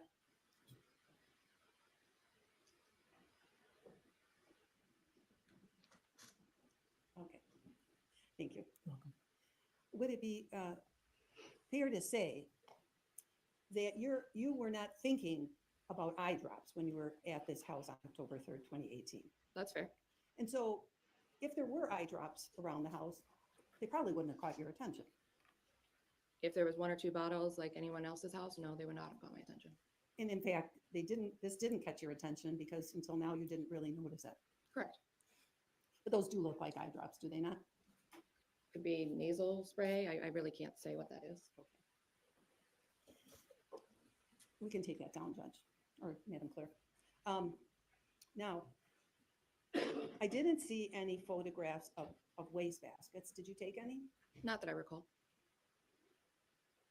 You did make a note that you saw liquor bottles in a waste basket, Yes, but you didn't photograph them. I did not. Do you remember if they were vodka? I do not. You couldn't tell us today what kind of liquor they were. No. That's why you got to take some pictures. Which wastebasket, was it in the kitchen where you saw the liquor I bottles? believe it was the kitchen, yes. Do you have any knowledge as you sit here today of what else was in that wastebasket? Nothing that I recall. What about in the bathroom wastebasket? Nothing that caught my attention. In the wastebasket in the living room, do you have any recollection of what was in that? Nothing that caught my attention. Because again, really you were focused on medications mostly. I was focused on everything in the scene, but unless something appeared out of place, I wouldn't have necessarily documented it.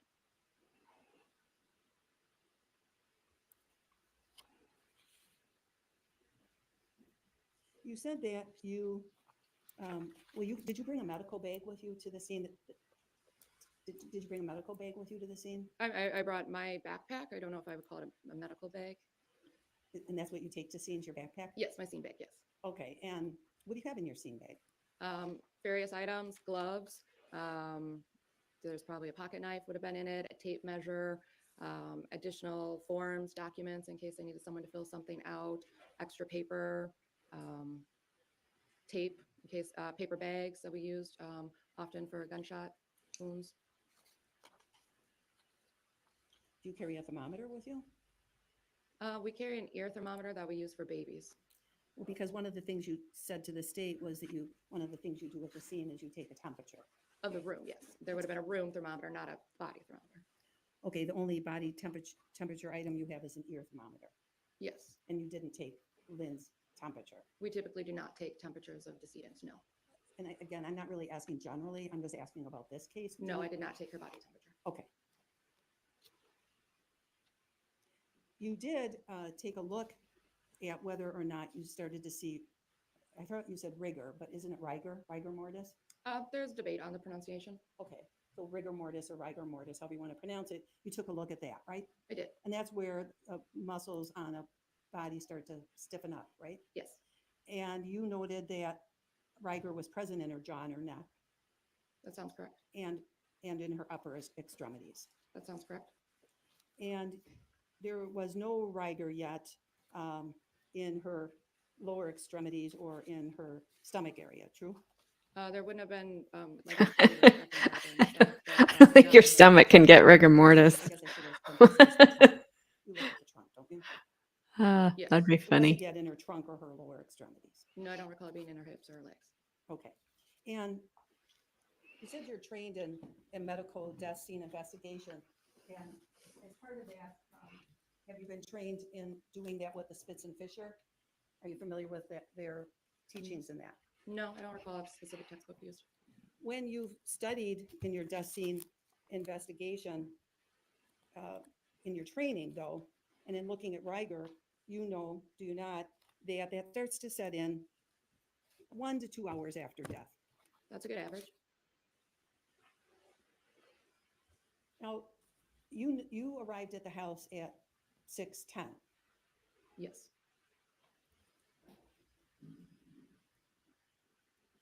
When Riger starts in the face and the jaw, ultimately moving into the trunk, into the lower extremities, that whole process is usually complete in 6, maybe 8 hours. True?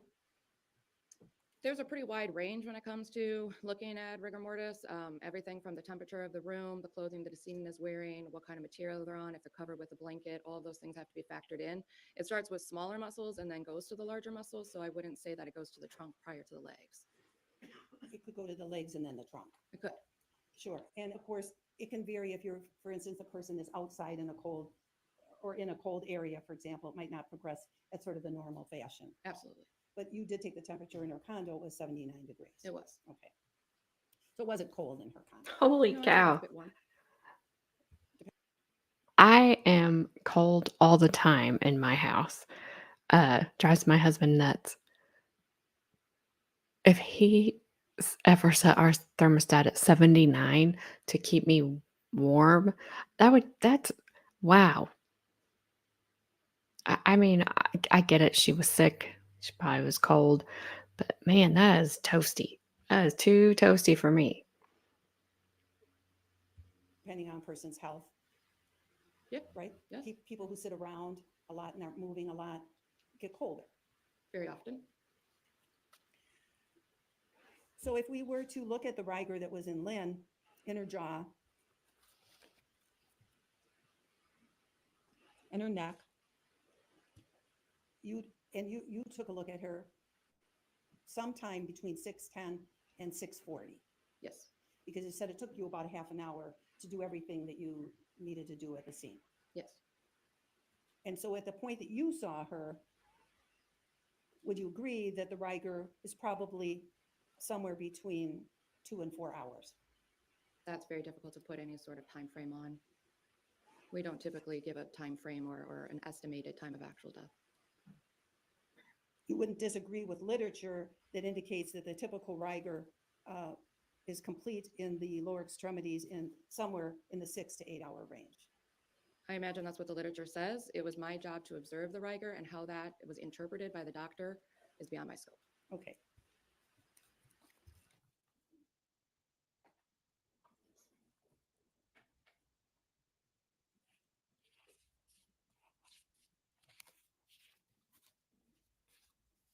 Have you done any research in that area at all, or any study in that area? Not particular academic study, no.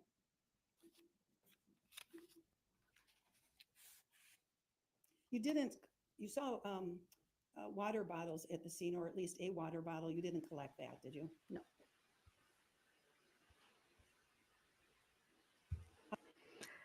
I hope somebody got one, or at least one of those vodka bottles, because if you're going to claim that somebody put 6 bottles of Visine into somebody's drink, I hope you have what you are, the cup, the glass, the bottle, whatever that you're claiming they put it into, so you can test and say that you can test for it. You found it in that container, high dose, what have you. I get that. Why would she have taken it? I mean, this woman had medication all over the place. She was obviously quite sick. You know, who knows at this point? Again, if she just dumped the Visine in the drink herself and was like, I'm done. I don't fault this woman for not having the water bottles, but I hope somebody somewhere has something that can say it was in this container and this is how she did it. She took the Visine bottles with her because we didn't find any. Yeah, they gotta come with more, something more. And I get these are the first 3 uh, witnesses today, so they're not going to be the big witnesses. So, all right, we're almost finished, and I'm sorry if you can hear my stomach growling, but I'm starving. How many water bottles were at Lynn's home? I don't recall. Do you know if there were any on the kitchen counter? I don't recall off the top of my head. When you took pictures of different parts of rooms, you only took limited pictures in rooms, right? You didn't take an overview of all the rooms, like the bedroom. That's fair. The bathroom. You didn't do that. Correct. At the time, you were focused on medications, it seems like, I was focused on the decedent and what was surrounding her. and any medications that you saw elsewhere. You focused on. Yes, we do typically focus on medications. That's part of our protocol. You said that Lynn was wearing no bottoms, is that right? Correct.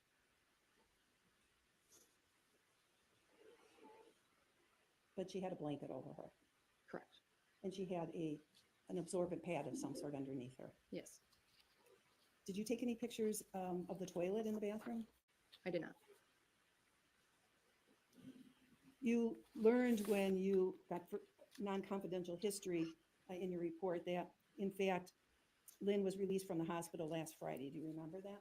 I recall she had been in the hospital recently. Do you remember that you indicated in your report she had just been released on Friday? Yes, And you indicated that it was recommended that she enter an inpatient rehabilitation facility for physical therapy, but she refused. correct. She also declined recommendation for home health care. That's what I was told. She had an appointment yesterday for blood work, but refused to go. That's what I was told. Seems like she was pushing back her medical appointments. That's what I was informed.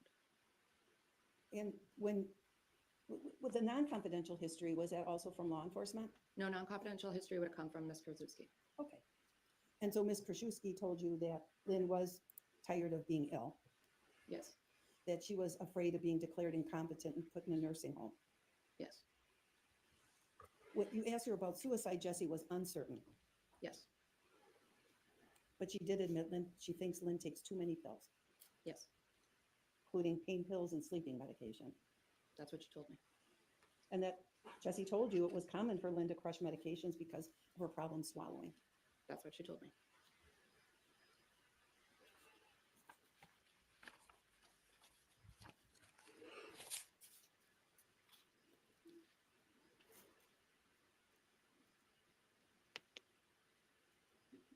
Even though you took medications out of Lynn's purse, you didn't take a photograph of the purse. I don't believe I did. I don't see it in the photographs. Correct. So I don't believe I did.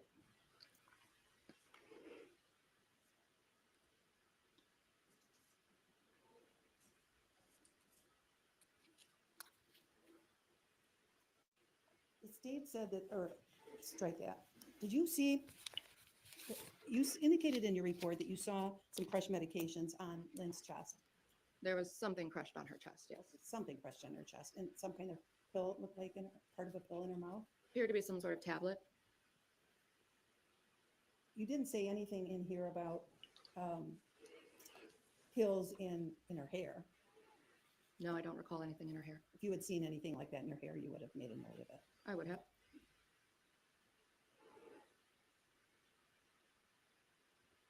And again, you noted that she was wearing the dog tag, which bore the name Robert Wallace Hernan. Yes. And you learned that was her father, Yes. her deceased father. Correct. You learned that that you saw and you took a picture of her will, a power of attorney or living will. Is that right? Yes.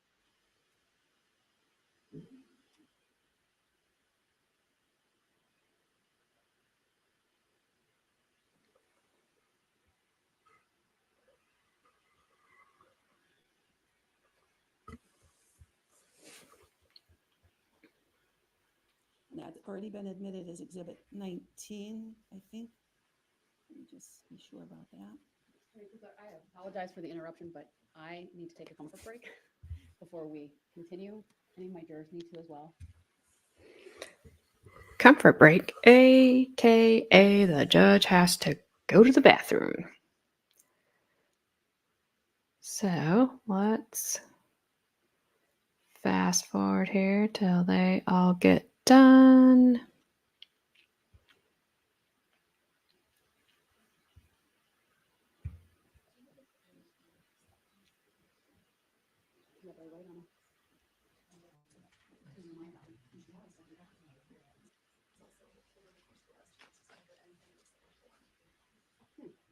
Oh, like it's a fillable? That's weird.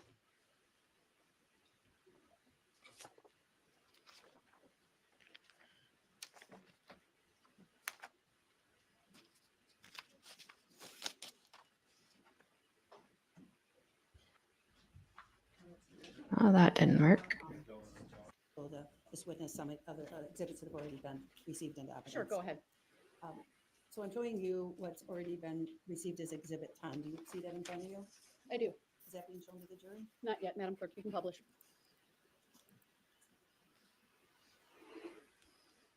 I see on the floor. Oh, pardon me. We're good now. Okay, showing you what's marked as and received as Exhibit 10. Do you see the spoon on the floor? I do. You didn't collect that spoon, true? That's true. You didn't take the pee pad that she was sitting on, did you? No.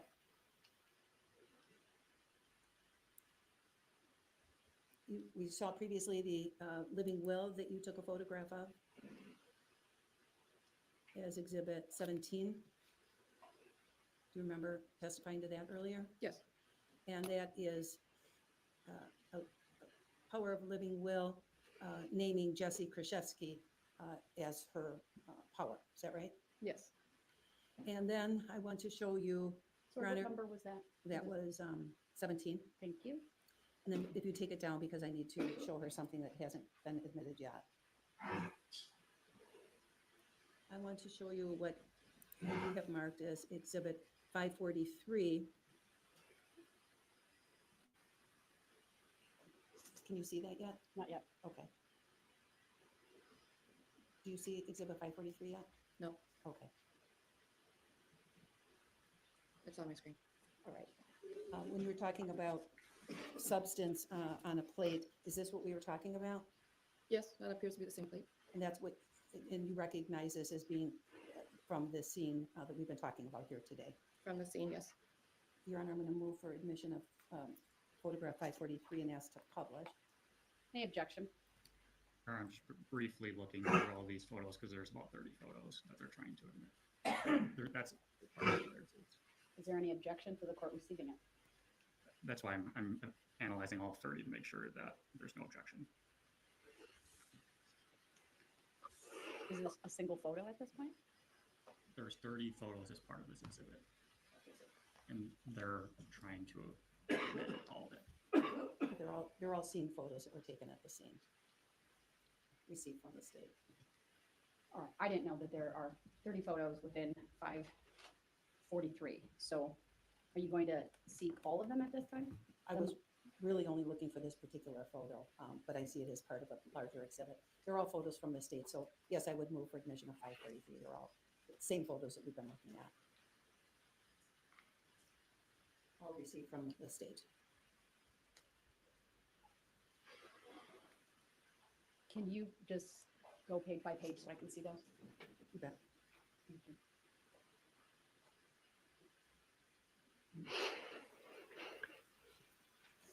So in other words, the state should have known what they gave, but I get he's got to do his due diligence and make sure she didn't slip something in there. I still kind of feel like this is one of his first trials. Not that there's anything wrong with that. We all got to start somewhere, just like I am right now. So I won't make fun of him very much. That's the end. Obviously, some of those are duplicates to exhibits that are already in evidence. As to the ones that are not duplicates, what's the state's position? I'm not per se objecting to the admission of this exhibit. I think she's only trying to get in the one photo or publish. Well, she's now offered all of them. So Right. She's also trying to publish the one here, which I am not opposed to publishing that. I just want to make sure that she doesn't publish. Well, the is there an victim's medical records. objection to any of this exhibit? No. Then exhibit That was not 5 hard. Just answer the question. 43 in its entirety is received. Thank you. Asking to publish one page from it. Right, and it looks like that's page 13 of 543, if I'm reading the side correctly. You are right. All right, Page 13. permission to publish granted.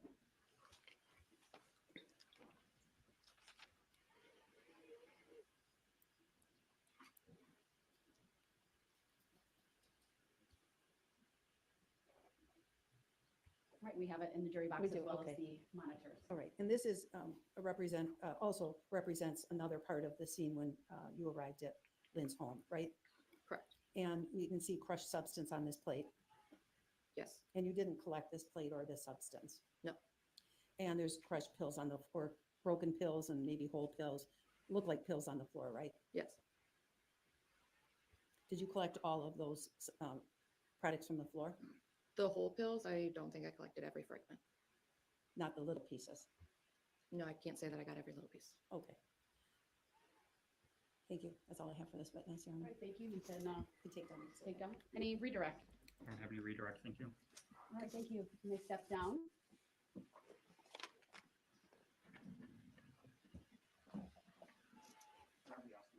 Release from her subpoena. Any objection? No. All right, she may be released. All right, ladies and gentlemen of the jury, I will be reading what I've read to you previously, but it is important.